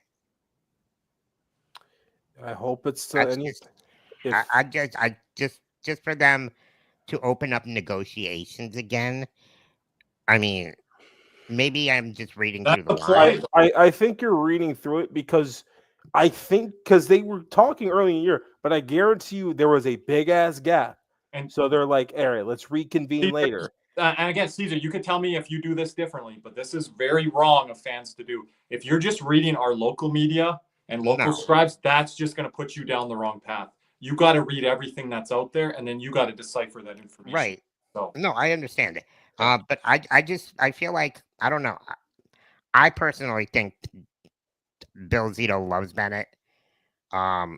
He traded for him for a reason, and to just let him. I mean, you can't overpay him. You can't overpay him, and you're gonna figure out: are you gonna pay? So here's the question: Who would you like more, a Bennett or Ekblad? Because I don't think they're going to sign both. It's going to either be one or the other. I think there's a chance they don't re-sign either. I think the most likely scenario is they don't re-sign either. The second most likely scenario is they re-sign Bennett and Ekblad walks. I think they're going to sign one of those two. I don't think Ekblad's coming back. I'll go on there. I don't think he's coming back. I think so too. I don't think he's coming back. I think that is the least possible thing is Aaron Ekblad resigns as a Panther. Unless he just takes some wildly off the table discount that nobody's even thinking about. Realistically speaking, I think he's somewhere else next year. And here's where I disagree. Bennett's not the heart and soul of this team. Matthew Tkachuk is the heart and soul of the Florida Panthers. Tkachuk is. We can see it the way that Bennett's just a cog in the engine, and I don't like Bennett. You have 6 heart and soul guys. You're not paying 6 heart and soul guys because they're all heart and soul guys. And I'm just happy. Wasn't Racco Gudis a heart and soul guy? I don't think he's a heart and soul. Right? Like, Bennett's not the heart and soul guy. I think Bennett's the spark plug out of all the other spark that we have. No. Yeah, you have a spark plug, but heart and soul, no, I'm not giving him that. So, he's not the transmission. Tkachuk is. No, I mean Tkachuk's the engine. Barkov's the damn transmission. There we go. You can go either way. You can go either way. Antonio asks, do you think Bennett gives you guys a hometown discount? It depends what his priorities are. I agree with what Jeremy said earlier. If we win another cup, especially if we win another cup, what's the point? It's like, go make your money. Dynasty. I mean, Jamie says $5.5 million for 8 years. For who? Ekblad? Are you talking about Ekblad or? I think that's a Bennett contract. There's no way that's an Ekblad contract. Right. Caesar on the dynasty thing. When does Barkov's contract kicks in? It's been kicked in. Yeah, when kicked in for 2 years. When Bennett, when he's going to have all the money on the table from another team, Caesar, he already has 2 cups, so he's going to be more okay with, like, when you win, you're more okay just going after the money, I assume, right? It's like Alex Killorn, he got 2 cups, he left. Hey, with Anaheim because they couldn't afford him. Look at Tampa, Blake Coleman, Alex Killorn. If we don't, Yanni Gord doesn't count. Hypothetically, we shit the bed. We don't win the cup this year. Do you see them? Do you see the percentages going up? When you say what does shit the bed mean? What does shit the bed mean? Out the first round, hypothetically. Well, that's a possibility because the last 2 cup winners have been out in the first round here. No, I don't think they react differently to that, Cody, because it's happened. Yeah. If we lost in the cup final the year before, then I see something drastic. Okay. But since we have that cup, it doesn't really like Zito still wants to win, but he doesn't have the desperation or I like to say the idiocy to do something stupid. Yeah, you don't want to change path. Yeah, like he's gonna stay on his path, because here's the thing: Zito likes to dot the I's and cross. He knows what he's doing now. Like, wait, 8 by 5.5 for Ekblad? Yeah, he ain't accepting that. I think the biggest advantage Zito has too is since he used to be an agent, that has really helped him with these contract negotiations. Oh yeah, well. 100%. Yeah, but it's like again, like And knowledge. $6.5–7 million. That's great. It's like you get to keep Bennett. It's like, what about the rest of the team? It's like you're paying a third line center now. You're a young 22-year-old future 2C, $5 million. Your third line center is going to be making $5 million. Question: so if we don't sign Bennett, would you guys be opposed to re-signing Marchand? Depends on what Marchand wants to Depends on do. how much. Everyone that has an answer right now as a fan, you're going off of strictly emotion. It's way too early. That's what somebody asked me yesterday. No, I'm just asking a question. So much emotion and vibe. Somebody asked me yesterday. One of my friends asked me, "Do you think Marchand stays or he goes back to Boston?" I'm like, I honestly It's don't still know. too early. It's like I have no clue. It's like, Answer that. I have no clue. He could retire for all we know. Who the fuck knows? I think if we win a cup, there's a good chance he retires. Right? But like the thing is with Marchand is like, let me see how he plays with like I understand we had the one game and he's looked really good. They look good, him and Bennett. But just to jump in, I like how James says if it ain't broke, don't fix it. Jamie's gonna be the first one to lose it in the game day chat if we lose in the first round, isn't he? Like, is it broke then? Is it broke then, James? Yep.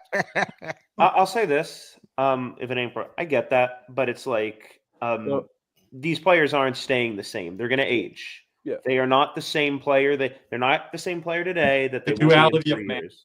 The duality of man here. you want Marchand. You guys want everyone extended. You want everyone fucking extended. We want Ekblad's extended. We want Bennett extended. We want Marchand Keep extended. the vibe. I've been on that boat of fucking signing do it. Bennett Cody, in the don't bring in beginning of the year. Fuck. Don't bring in Tarasenko. He's gonna wreck You the camp. just said 19 million is not enough fucking money, and you want to extend everybody. Hey, extend the fucking janitor while we're at it because he cleans the toilets good enough.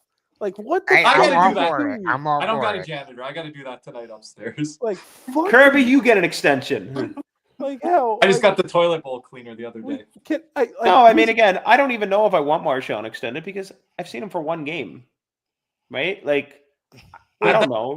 And here's the thing: like, certain needs, they might get exposed in the playoffs. Yeah, and right, people are going right. I don't know. their opinion then. Because if you're as a fan, let's sign him now tomorrow, Nick, and then we lose in the first round. They're like, well, I don't want him. Too late. You signed.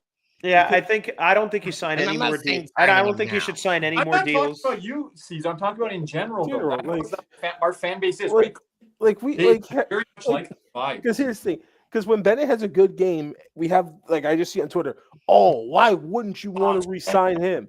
And Bennett and Ekblad's out now. Now you can say this about me. I've been on that Bennett train since the beginning of the Hey, you of the could year. ride the.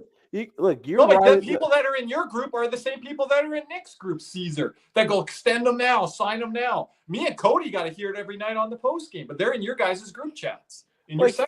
because here's Well, the I'll say this. true. Hold on a minute. I can understand why people want to re-sign Sam Bennett. I mean, Would you have? Okay, I let would me like ask you to, this. but the problem is, I have to understand. It's like What is going on in this Calgary? for the whole roster, it Wow. just doesn't make sense when we have $5 million tied up in Lundell. If you want to move Lundell, I don't agree with it. Then go ahead and do that, and then re-sign Bennett. I would snap. But I I don't was want too that. valuable for this team. But it's like it just. Question. I don't think you can afford to pay another center with all you're paying the wingers, and you have your number one goalie. You're going to have to replace a goalie at some point. Just not Panther fans, but also NHL fans have to realize you pay all these wingers, that's going to come back on you. And I think that's where they kind of fell into this with Verhaeghe now a little bit. Like, I was going to say that's kind of what my. We next can't keep question. everybody, so you're going to have to take sacrifices. Do you think Florida paid Verhaeghe too soon, No, too early? no. I'm not a huge fan of paying wingers in general. no one said. But our team's built off centers and wingers, and like, do I think they paid him too early? Yeah, but no. I love Neri's comments here every week, but Neri, like everyone says, move on. They tell us this on the post game, but then you go on Twitter and that's all anyone's talking about, and that's all anyone asks us. Yeah. So everyone says for me and Cody to move on, but it's always the questions that we get. Yeah. So what are we doing here? You know what I mean? Like I don't need to talk. Me and Cody, we don't need to talk about Ben Ekblad every night. We really don't. But that's what everyone wants to talk about. Because my feelings have not changed game to game. I don't. My emotions don't change. Like if you could go back to the Lundell trade, the Lundell re-signing spaces, I said that night that contract spelled the end of Sam Bennett in Florida. And we have that on our Apple and Spotify channels, the Lundell and Reinhardt extensions. And people, I said it 5 minutes into that. We thought, guys, when we did that, we thought what we're going to say. Like we were like, oh, Bennett. Well, I mean, it was on the, and once it was long term, and there was a little bit of like some people thought it was a bridge. I'm like, it could be a long term deal, right? I don't know. And when it was 6x5, it's like, okay, that's a good deal for Lundell. And I think what gets lost in this is what about Anton Lundell? The guy came in as the a fan base forgot that when they mentioned I'll say this. A lot of times when players come in, especially when they're young, 20 years old, there's an adjustment to come into the lineup. Like you'll see their stat lines. They get 13 points in 55 games. They're scratched for 20 of them. They don't really make it. Not him. He's come in. He's been a legit third. And then I think as he's gone on, become more of a second line, a legit top 9 piece since he was 20 years old and a mainstay in the lineup. That is very rare for a guy. He was equal with points to Bennett, Cody, at midway point of the season or even after that point. Playing on the third line. Tampa ain't signing him. They only got the It's probably going to be Toronto or Calgary. I think Calgary could. Toronto. Vancouver might. Dude, there is 20 teams like could. Seattle, Chicago are in there. Like here's the thing. Like I think Carolina would be all over Sam Bennett. Was St. There are Louis 20 teams that will be all over him. We have no idea where the fuck he's gonna go. None, no zero. Like St. Louis with none. Like a Robert Thomas connection with the Kachucks. Yeah, but like the thing is, it's just like I wouldn't mind St. Louis as a landing spot for him. Like Bennett's at 49 points, Lundell's at 42. One is getting power play 1 time and top 6 time. One guy's getting PP 2 time, but bottom 6 time. And I know Caesar loves Bennett getting that PP 1 time, but I want Marchand there, and I don't want Mackey to come off of that unit. Oh, Bennett drove me nuts last game. Oh, boy. Dude, Cody's said it since the playoffs of 2023. Was that the first playoff run? It's like Cody has hated Bennett on the playoffs for 2 or 3 years. Power play. I mean. Like, oh my God. He's so fucking narrow-visioned. He, like, and he turned it over. Like, poor Timmy in row 15. Yeah, because it's not like the fucking guy number 16, our best fucking player, set him up or nothing. Gave him a laser. But like, I mean, I'm just saying he did score it. And how many Caesar, power play? You could have scored. How many power play goals does he have? I don't know. Even know. Maybe like I think he. We have a weird power play. Like we bitch about it all the time. I think he's got more than Verhaeghe this year. That's not a great comparison. Verhaeghe ain't that great on the power play either. You're paying him $7 million next year. Jamie, I'm actually not sure. He has 7 this year. Okay, you're paying Verhaeghe $7 million next year. Yeah, but Verhaeghe could score 40 without a power play goal. Like, to be fair, on a down year quarter, Bennett's not going to be on the power play once Tkachuk is in there, anyways. So then he's not going to get the 50 points. Jamie, I don't know about the prospects. I saw your thing with Nathan Gravita. I don't even know how to pronounce his last name, so I'm not going to attempt it. But he does great work. I agree. I'm not sure. I'd have to look into it. Let's move on. Like, where are we at now? Well, this was a lot of Panther talk, guys. Remember, this is NHL after dark. Listen, NHL, and we're the defending Stanley Cup champs, so we get our time. All of our questions are Panther related. What the fuck you want us to do? That's fine. Yeah, we got we're gonna get back on track. All right. I know Caesar is steering the show. Big news this week. The one and only. Are we on Torts? Yes. Okay. Has been fired from. I love this screen. Philly. Are we losing Caesar here? Can you hear me? John Tortorella has. Yeah, we got you. I'm just staring at it. We're waiting to hear from you. I wasn't hearing him. I don't know why someone clicked off that screen, but John Tortorella being fired from Philadelphia, and I'm gonna say this: Tortorella just did not fit the timeline for what Philly was at. Yeah, they did it backwards. Yeah, but let's go through this top 10. We'll get into it. So this is the top 10 of Tortorella. Yeah, this might be the long extended video. If it is, Caesar, just play. No, this is only 3 minutes, so this isn't the longest one I found. Okay. Shorter version, so we're good. Please, I hope the 4 goals on 16 shots is here. I'm sick. I'm kind of tired of the 25% rule. All right, so let's go ahead. Let me mute my mic.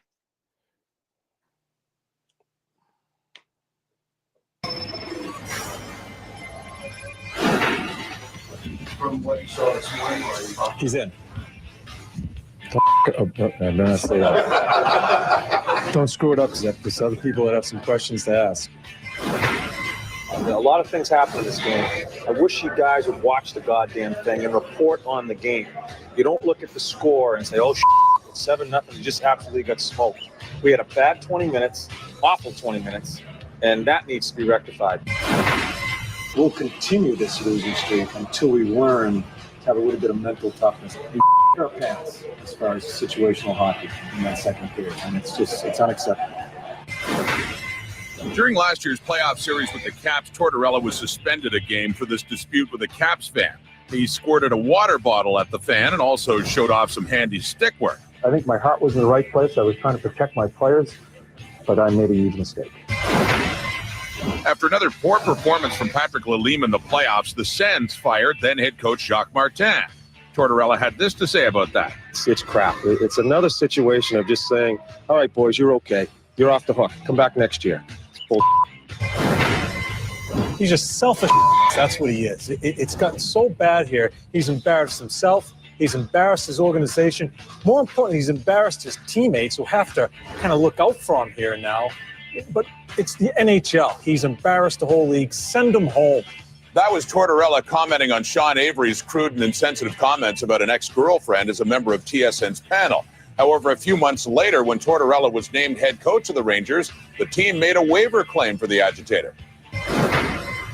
During the Lightning's 0-4 playoff series with the Flyers, Tortorella unleashed his fury on then head coach Ken Hitchcock for allegedly mouthing off at one of his players. When it comes to a coach to an opposing player, it's disrespectful and it's wrong. It's gutless.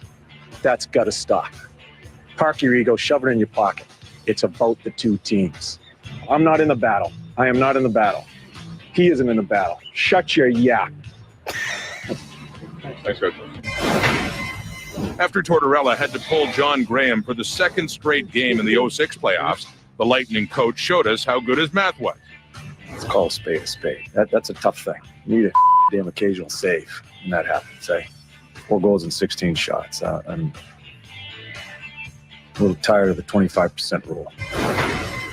Angry that they were critical of one of his Canadian players, Brad Richards, Tortorella unleashed on the Canadian media. There are some idiots, not just in Canada, but in all through this that don't see this guy play. And he's not the only one, don't get me wrong, but he's one of my players, and I want to protect him. I think people make these comments about players that, and they know nothing about the player, and probably know nothing about the game. And so, yeah, they are idiots. I have a lot of good friends in Canada. They're not all idiots. There's a few that I think are idiots. What's that? Johnny McLean? You should ask him. Are you answering no questions? I guess that's what I'm saying, Brooksy. You get that through your head? I guess so. Yeah. And it's kind of a waste of time. Oh, then get the out of here then. Yeah. Okay, see ya. Nick's gonna be the 25% rule if Vitek Vanacek comes in the playoffs. Yeah, that I've said that number one. I guess that's what I'm fucking talking about, Brooksy. That's my favorite, and I concur with the second one. Bunch of idiots, and not all of them. Canada, you got some friends? No, I got some people I know in Canada. I forgot about here. couple. I forgot about the shut your yap. Like that one got me. But like, the other one. Oh, you guys said in their chat, Antonio and Jeff. You guys said he's a national treasure and he has to have a job in the NHL. You know he's going to be wearing a suit again, like on the TSN. I was going to say he's going to be on ESPN again. Yeah, and ESPN and TSN. He's going to try to recruit Alexander Barkov and try to be the next coach of the Florida. Oh yeah, I remember that. Everyone was terrified that'd be our coach. I'm like, please. I was so terrified. Oh my god! I'm like, my gosh, we're never going to score again. We're going to go from we're saying we want 10 to we want 1. I think some of our I love our community, but I think some of our community needs John Tortorella than our hockey team does, Cody. I think they need to be bag skated. But the thing is just like when you're a rebuilding team, you should not hire a veteran coach. Just hire a young guy. A new guy. Let him see what happens. Give him some run. So where do we think he can end up? I would. What about Boston?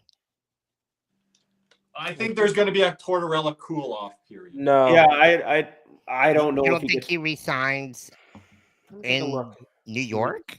Tuna thinks Boston. There's a chance of that. I mean, maybe he goes back to New York. I don't think he's going back to Vancouver, Kirby. Right? Anaheim? No. Soon? Oh, hell no. Oh, Anaheim, I don't think that. He's going to bench the whole team. Hey, if you want to sell tickets, maybe. But the thing is with Torts is like, LA would be good if they got knocked out. Torts is a damn good coach. LA would be a good fit. Yeah, but their coach is doing a pretty good job right now, so we'll see. Yeah, but if they get bounced 4 or 5 games, I don't know. He can imagine he goes to the Islanders. Like, yeah, like Mick Cronin, there's the name, the Anaheim coach. He's too close to resemblance of Tortorella. like I don't know, like Montreal once they get tied to St. Louis. Then again, he doesn't speak French. I So have a they question. won't Do you hire think him. John Hines could be I don't know, fired Tuna. if Minnesota slips out of the playoffs? They're not. Well, they Hines might. is a guy. He's always on the hot seat. But You guys talk about- he's but always never- it's not Hines' fault that both Arisenek and That is Kaprizov have missed substantial time. I think that's hurt Minnesota quite a bit, and I think they've done a pretty good job. I just don't think there's any. just fuck it. Hire him in Buffalo. Fuck it. Let's go. Buffalo's the only Fuck one. it. Let's put him on the defense. We'll put him right next to Paul Maurice. I said Buffalo. We'll put him right next to Paul Maurice. There we go. But no, I Could actually you see him getting Just answer could Susan's you question. guys see him getting an assistant coaching job? Or He won't take an assistant No, I coaching don't job. think that. Jamie says Nashville. I don't know. Caesar, he'll take a media job over being assistant coach, and I think it would have to be the right head coach job. Yeah. And I'm going to be honest with you. I don't. Vince is saying Torts to Boston. Jamie saying Torts in Nashville. I don't know. I think Boston That's is a big change for Bruno. I think Boston's a possibility. I think it's like the most obvious fit.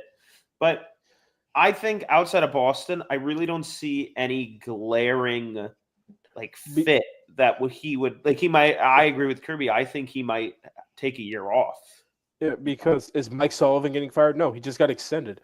But like, He are extended to he get got fired. extended. Yes, not he too did. long. Yeah. But the thing is with Torts is he's the perfect coach for like the rut like that Detroit and Buffalo and Ottawa were in, where you're right there and you need to make the playoffs. If this was a year earlier, he probably would have had 3 or 4 or 5 teams calling him up. Yeah, but like all the teams we just mentioned just hired coaches. Like Ottawa just hired the coach. Except Islanders just hired the coach. Buffalo just hired their coach. If Montreal had not taken this step, because they were talking about maybe there's the end of the time for St. Louis earlier in the year. Pittsburgh might get Drew Bannister, coach for St. Louis. Yeah, like Detroit. No, Detroit just got their coach. I know, but Buffalo. McClellan, yeah. Buffalo, I don't think he'd want to go. If you're Tortorella, why the hell you want to go to Buffalo? Like, Yeah. here's a better question. How many coaches have like been fired this year? Lindy Ruff might retire. That's who's there, right, Cody? Like, oh, I Yeah. got a good one. And you just say, I'm out of here. I'm retired. Wait, I got a good one because this hire has been fucking horrible. Seattle. Kirby doesn't like it. I'm waiting for Nick to answer that. That They could might be come out from within. I mean, I guess they see their team as they're supposed to be a playoff team, and it's so far away from what the actual reality is. I think if the Canucks don't make it's very similar to what he did in Columbus. Taka should not be fired. No. Taka should not Very be similar fired. to what in Columbus. They have a very good defense core there in Seattle. They have no offensive talent. And like none. Like oh, very man. little of any. It sounds like you're talking about I was thinking Tuna in the chat. It's like you're talking about the 1920, I mean the 1819 Columbus Blue Jackets. Oh, was Bingo. Jamie saying this in the game day chat? Because this year I said Travis Green was going to be potentially a good fit in Ottawa. Was Jamie saying this all along? We need receipts. I have no idea, but with Travis Green, I'm giving it another year before. Yeah, that's fine. No, but I think if Seattle. They make the playoffs, that's already a win. I think Seattle and Boston. It really all depends. I think, like, I don't think Tortorella is going to get like one of the top head coaching jobs. Like if there's like a really good team that fires their coach, like on Florida, Florida, Dallas. Vegas. He's not going to those teams. He's not. Those are like teams that don't hire. Which, by the way, I want to just take a moment. That head coaching cycle for both the head coaches hired and the teams that were looking for coaches that hire coaches, unbelievable. You have Pete DeBoer for Dallas, Bruce Cassidy for. I wouldn't put him in that. Like, I'm thinking 3 or more teams. Like, what are you talking about? Like the coaching cycle. Like, you have DeBoer, Cassidy, Maurice. There's Montgomery. I'm not counting Cassidy because he's had 3 teams. He had a team before. So because you have Cassidy, Torts now, Laviolette. That was the year after. Yeah, but I'm just thinking about like coaches who've just been in the cycle, like carousel. Okay. Yeah, but no, that was like a really good free coaching cycle. Like you have each of the last 2 cup winners, those coaches there, the conference finals appearances. But I think Tortorella, I think Boston, if they're aiming to contend next year, which I don't know. I don't know what direction they're going to go. I retool or contend right away. I think Seattle could be an option. Are they going to fire Bilesma right now? Probably not. No. I don't think that, no. But in terms of just because I just feel like there's been a shit ton of coaches that just been hired within the last year. Because Seattle, St. Louis switched out Montgomery earlier in the year from Bannister. Minnesota just hired Hines this past offseason. Calgary just hired their coach this past offseason. Let's see. I could see Utah maybe in a year if like they start out slow next year. That could be a possibility. And then you had Boston got gonna hire a new one. Detroit just hired one. Islanders just hired one. Columbus just hired one. Like Ottawa just did. Like there's been a shit ton of coaching changes within the last 2 years. And Jamie said his hot take in Spaces earlier was Travis Green at Jack Adams award. Remember that? It's been a long time, Jamie, since you've been by Spaces. I'd have to check on the I don't know. We do miss Jamie's takes at the end. So I know we're trying. You can't get on. You guys were way too fucking lenient with him a couple times. Hey, I don't pick who the panelists are. So Jamie's takes. But speaking of coaches, Patrick Wall had some interesting remarks after that no-goal call in the Islander game the other day that cost him an extra point in overtime. Let's get your guys' take after what he said. And do you guys agree with what he had to say as far as with the calls in Toronto? Palmieri was out of the crease and we tipped it in, and I think their goalie pushed him away at the same time. So, but that's how I see it. And if Toronto is afraid to overturn calls made by their referee, we don't need Toronto. That's all I would want to say. Do you guys agree on that? I think that was not goaltender interference. It wasn't. I think that was the. The Islanders think they got shafted on 2 calls this past week. Well, it's bullshit because you have where's the consistency, right? Where is the consistency? Because it's what is a goalie interference at this point?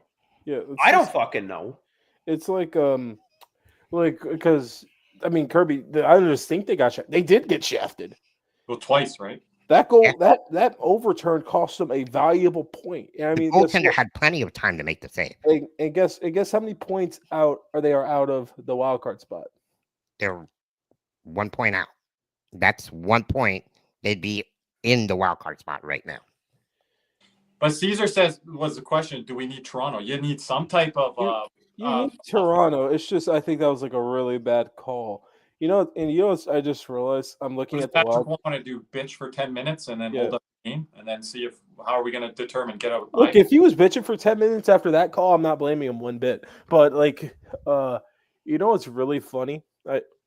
That's Calgary's record in one. Holy shit! Calgary's record in 1-goal games is 16-2-11. Yeah, top 3 in the league. Is it with Colorado and LA or something? Yeah, wow, that's an amazing stat. But the thing is, here's the thing, and I'm looking at the standings right now. This is actually fucking hilarious. If Columbus and Montreal lose their next game, Montreal against us, Columbus, I don't know. Do you know who'd be in the wild card spot if both of those teams lost their next game? New York Rangers. Caesar did long pause there. We're trying to bring on a New York Rangers guest here, one of Caesar's buddies. He'll be here next week. He'll be here next week. You've been talking a lot of trash on his team there, Caesar. I was listening to some spaces before I came on tonight, pregame, because New York is on the West Coast. So there was 2 or 3 different Ranger spaces going on, and they were saying their team's trash, Caesar. But again, look at the records of these teams. And Cody, we came in here and said Montreal's going to. I guess we can make an argument that every team are here. Look at the record in the last 10 games. No one wants this fucking wild card spot. I didn't realize. I didn't realize Detroit could still kind of get it. Yeah, they still. I didn't even realize that. I thought they were done. Like Montreal 3-4-3, Columbus 3-6-1, Rangers 3-6-1, Islanders 3-4-3, Detroit 4-6. Who the fuck wants this playoff spot? Because no one does. And I told Caesar this for 2-3 weeks, Caesar. These teams don't scare me. And look at their upcoming schedules. They're not pretty. A lot of them had to play Carolina, Tampa, Florida, and I'm not saying they scare me. I'm saying they're trash. Well, I said don't count out the Rangers because I'm not expecting any of these other teams to do anything. And look where we are 3 weeks later, Cody. It's even worse than I thought. Like, because you were like giving us, because you asked us like 2 or 3 after darks ago. Yeah, like a month ago, you asked us. Give us your rankings on the wild card teams, and you gave us both shit for when we had the Rangers ranked high. Rangers are winning 3-0. The Rangers are going to fall ass backwards into it. And Rangers are winning 3-0. They'll jump into this spot against San Jose, and Calgary just scored. So they lost a big game yesterday. I guarantee a Rangers win tonight, Caesar, off the air. Tell the you audience. You did. Yeah. Well, they're playing San Jose, so it doesn't matter who they're playing. I said they're going to win, and Igor's been playing a little bit better than you've given him credit for, Caesar, on the X platform. The fans said he's doing everything possible, Cody, and that's. I'm not blaming him for the losses. I'm blaming their defense. They're just trash. I mean, Borgen, ever since signing that deal, has been awful. Keandre Miller has had a terrible year. He needs a change of scenery. That's a guy I would take a flyer for. And I'm just going to say that everybody said Ryan Lindgren sucks. I really like the Ryan Lindgren trade for Colorado. He has been so much better since leaving New York. Listen, I don't care what anyone says. Like, there are players that we attach to even though we know they're trash. I'll take a flyer on Lindgren. But look, we're not going to see the Rangers round 1 because guess what? Washington has the 1 seed all wrapped up, and we're seeing an Atlantic team. And Ottawa, Toronto, or Tampa. Everyone listen. And none of them are catching Ottawa. Thankfully, Ottawa finally got their head out their ass and was just like, "Yeah, we want this spot." I just interrupt, Cody. Everyone asks me, can this team catch this team? When you're 6 points up on a team and you got to pass multiple teams and you have to look at games in hand. So if you have who they're playing. Hold on, Nick. If you have 1 or 2 less games in hand and you're 6 points back, that's like being 8 or 10 points back. Well, and who they're playing too. Yeah. They're going to play each other. They're going to play more difficult teams. As well, and different things like that. So it's like a lot of those games. Those are 4-point games, right? And if you win, no, but sometimes you don't have those 4-point games. Sometimes you do.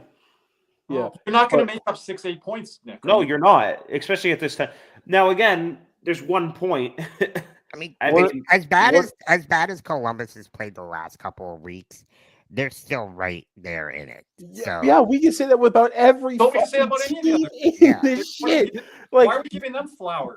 The Rangers have been easily no one hates them. The Rangers have been the second worst soap opera in the NHL this year. Number 1 being the damn Canucks, because remember the shit earlier in the year with Trouba. Remember Drury having that player meeting.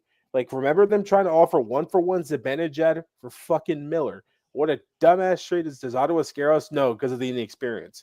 No. But they'll challenge us in the first game or 2. But their inexperience will show, and I think there's going to be a point where Brady Tkachuk or Tim Sousa take a dumb penalty and we capitalize. Stützle. That'd be fun to watch. But I hope guys it's don't know a, anything I about hope it's a Tusa. fucking embellishment penalty that. Yeah, Oh my this. gosh. but Shout out to Fiona over in Sweden. but- She's the first one to tell me. but- Kirby Stutzla's a diver. You need to watch him. And Yeah, I'm like, but "Oh, like, that is a diver. but here's the thing. Let's look at the fucking streaks. Montreal lost 3 straight. Columbus lost 1. Rangers OT lost 1. Islanders lost back-to-back ones. Like, who wants this fucking thing? Who wants this spot? No one does. And I'm not gonna be like, oh yay, let's go Columbus, or even worse, Cody. Yeah, let's go Montreal. They've never been there before. You Panther fans and hockey fans. No Montreal. No Montreal. People hate them. No. You think Toronto's bad? Just wait. Oh, Just their wait fans. for Can Montreal. you imagine Toronto being in it and then facing Florida? You think Toronto's bad? I hear people bitch about Vancouver out west. That ain't anything close to Montreal. I can speak firsthand on Vancouver. People hate Cody, Vancouver. what's the update? They fucking suck. But the thing is just For like the deep analysis. Like, here's the thing, and this is not even a hot take. The wild card race in the Eastern Conference the last 3 years has been borderline unwatchable. Borderline, it's so unwatchable. We got in because of Buddy Robinson, which, by the way, I'm wearing this jersey because of you, Buddy Robinson. So thank you. Like last year, the Islanders fell ass backwards into the spot because Detroit fell off a cliff. Yep. And they were like top Ottawa, 3 for. They were top 3 for a while. Remember that? Detroit and Ottawa just this year. Philadelphia moved up at the There's end. a good chance that Parrish that cap series and just oh my god. No, the Islander Carolina series was awful.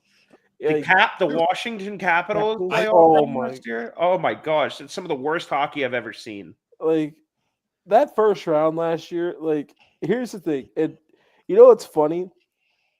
Not a lot of people are gonna get this because I don't think because people like to go to sleep and not watch the series.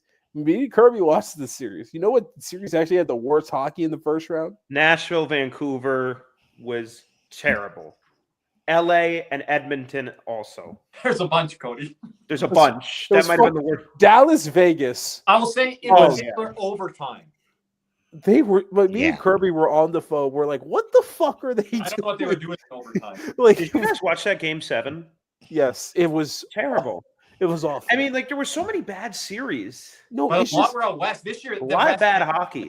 A lot of bad hockey. Yeah, and Winnipeg and freaking Tampa, the way they played. I was really looking forward to Winnipeg, Colorado, but it was nice to watch because it was a train wreck. Hey, Jeff, comment on the Caps Rangers series last year because that one was just like that series was so fucking forgettable. Like I did not. I'm going to be honest. There's always that one playoff series I just don't watch in the first round. That was Islanders Hurricanes for me. I did not see a second of that. Yeah. Maybe like the final 5 minutes. I saw Bortuzzo's OT winner. Like, so most of the time they would match up with our games, right? Except for one game, which I'm going to be honest. The only time I ever turned that game on was when there was another game on intermission, and I had nothing else to watch. Really, that was it. Like, here's the thing: like us versus Tampa ended in 5 last year, but those were 5 good games. Like all 5 of those were good games, good hockey. Like the best series last year was was Toronto-Boston first round, if we're gonna be honest. Oh yeah. But I mean those first 4 games from Toronto was lethargic. Yeah, and then Boston choking in game 5 and 6 while having the near shutout in game 6. That was because he pulled something in the last second of the game. Yeah. And there was more drama in the Boston Toronto series because it was off the ice. So. It's just like crazy. But like no one wants this. Like Colorado Winnipeg wasn't trash. It was just one team didn't show up. Colorado was a freight train. Colorado scared the fuck out of me. They were like, these guys are winning the cup. And then Nichushkin fell off. And then Nichushkin did Nichushkin things. Wolf got big ass ears. I can't lie. But go ahead. Caesar's signing us off here early. So we got a couple of videos here, guys. Anything else before on the way out here? Real quick, who do you guys think will be, I guess, I guess nobody can really answer it. I guess since the way the playoffs are looking now. This time next week, who do you think has that wild card spot? Rangers. I'm sticking with it. It's gonna be the Rangers. No, next week. This week we have who is it now? Montreal. This time next week. Do you think it's gonna be the Rangers? Better beat the Panthers twice. Like it's gonna be the Rangers. The Rangers. It's gonna be the Rangers. I think it's Columbus. Me too. I think that's what I'm saying. I'm thinking it's gonna be Columbus. It's like hold up, like it's gonna. Can I look at some of the schedules? You want to go through that real quick, and then we'll wrap up here. Columbus goes sure. Columbus lost to Ottawa today. They have Nashville. That's an easy one. But then they go Colorado at Toronto at Ottawa against Ottawa again. Yep. Yeah, you're right. You're right. At Ottawa, they've had to play 3 times. And and then they go Buffalo, Washington twice. Yeah, it might be Montreal. Columbus backers are looking at their schedule. It's not Islanders. The Islanders' schedule is brutal. They play. I tweeted that out. Yeah, it's brutal. New what York, about Detroit. Detroit's isn't too easy. Detroit, I don't trust them. They got to play St. Louis, Carolina, Florida, Montreal, Florida, Tampa Bay, and Dallas before rounding out against New Jersey and Toronto. Wait, who was that? It looks like the Rangers. Who was that? Because the Rangers go Minnesota, beatable, Devils, beatable, Tampa Bay, that could be an L. Then they go Philly, Islanders. Yep. Carolina, Florida, then Tampa. And I don't think it's going to take that last game in Tampa is probably not going to mean anything. You might be able to get into the playoffs here with 89 points. You might be able to do it this year. Who do you think makes it out the East and West for like the conference finals? I can't answer that right now. What injuries are going to happen? Ottawa's a lock. Ottawa's a lock, obviously. I think Montreal could really do it. They play scoring like crazy just because Florida twice, which they can beat us. They've already shown that. But Florida twice. Nah, we're beating the fuck out of those boys. I hope we better destroy them. I'm gonna be at that game. But then we're playing Boston, Philadelphia. Then they're playing Boston, Philadelphia, and Nashville, Detroit, Ottawa, Toronto, Chicago, Carolina. Matthew, why am I giving you the matchups? I don't even know the matchups yet. Who's coming out of the East and West? And I don't even know who's going to be injured yet. Exactly. Too early. Like the thing is just Philly's scoring like crazies because they're allowed to be creative now. And free. But, I was gonna say, but they've been losing a lot. No pressure. Free hockey. Michkov's gonna have. I think he's gonna have a pretty big year next year, if the coach doesn't restrict him. Who's Montreal starting? Get out of here with your Dobush, Matthew. I think that he gets a shutout his first game. It's like, see, I told you, but I'm like, you got a fucking shutout. Patrick Waugh. It's like, well, when you get a shutout in one game, people are gonna think you're good. No. So and it's just wholly overreaction. You know what I saw? Heard somebody in the arena that day. Man, if he keeps playing like this, putting up these numbers, he's going to be a good goalie. And I'm like, well, if he keeps putting up fucking shutouts, no shit, he's going to be a good goalie, right? So, give me a break, right? If he doesn't allow a goal, no shit, right? But I don't think he'll ever beat. I'm going to say it. Montreal. I've never really cared about beating them. As much as I do now. They're starting to just get a little good. Hey, Barkov, I need you to take over your fatherhood again. Your child's in a little bit of teenage years. I think they need to be taught a lesson. Remember who the father in the household is. But I still think my favorite Flair comparison from a fan, first year Spaces. Man, Maxi Mammon's like of Kenny Malkin. Oh my gosh! Who the fuck that fan was? I don't claim that fan. That was part of. Yeah, I think it was at KJ Loops. Is that _Loops? Was that who said that? What? No, you didn't think Maxi Mammon was That's my former community people. But Kirby, Nick, I think we should have a watch along in one of these Montreal games pretty soon. So, man, boy, hopefully it's not like that Anaheim one. Yeah, we might have something down the stretch. We'll see. We won that game though. Yeah, I wasn't too happy though. I don't care if Lacombe is good now. Make sure everyone shares video, thumbs up. Turn your notifications on. Again, every Saturday we'll have news coming up here down the road. What we're going to be doing come playoff time. We got a couple videos on the way out that Caesar's going to play here. Anything else, guys? To respond to Matthew, he's talking about the Montreal game. Yeah, Matthew, we're wrapping. I went to dinner that night, and I had to get the table. Well, thanks, Antonio, as always. What's funny is like we play in 12 hours from now. Yeah, I got to get up early. Yeah, I know. I got to. Yeah, almost 1 o'clock here. So that means Kirby's gonna be pissed off if we lose. So Montreal. Kirby loves morning games and Alberta time. It's especially matinee playoff games. You guys better bring the energy at the last post game show. Right? I think it's gonna be yeah. I mean, if we score 5 goals, it's just gonna be a lot of "I told you so"s in the Spaces chat tomorrow. But Marchand getting his first as a Panther tomorrow. I'm calling it. What today? I think he does it in Toronto. Oh, that would be something. Then would be. But boys, I'm gonna sign off. Thank you guys. everybody for joining. Thanks, Cody. Have a good one. Anything else, gentlemen? No, just got those couple videos here. One on Dustin Wolf, kind of history of goaltending position, and then we got our former very own Florida Panther Ryan Lomberg with his line mate there, Kevin Rooney in Calgary. So appreciate it, Caesar. Yep. Thanks again, everybody, for tuning in to us.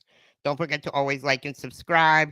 Don't forget to share, and we'll see you guys next week. So long.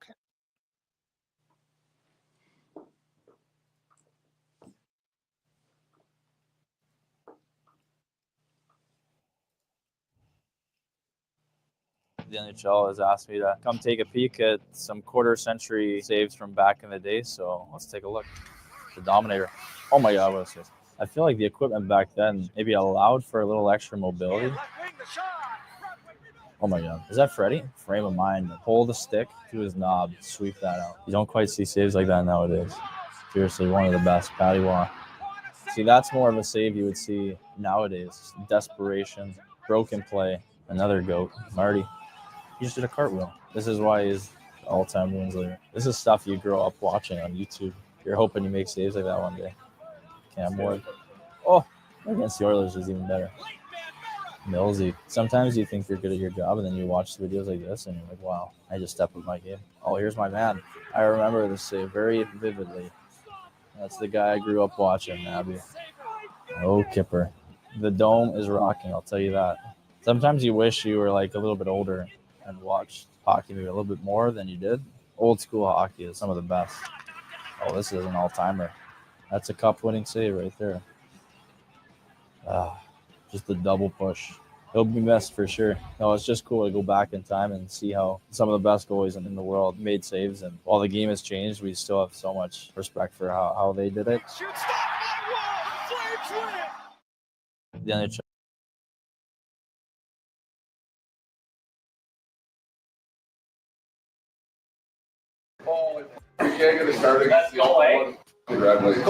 You guys caught it on one of those episodes before in St. Louis where Husk asked, who wants to go, and Runes actually said, yeah, me, or something like that. I do. And then, and then he said, nah, it's your going, or, something to that degree. Yeah, about a month ago in St. Louis, Husk came in and was real fired up before the game as he usually is, and kind of asked the boys who wants to start. And I stood up right away and was like, us, for sure. But, unfortunately it wasn't our line. Who's the line that wants to start up front? Yeah, I'll start. Us.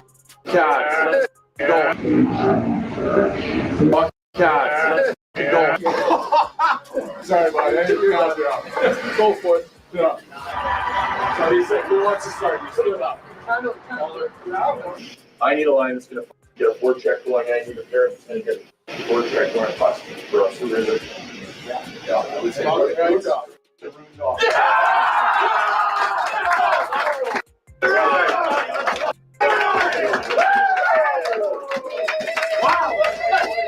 go!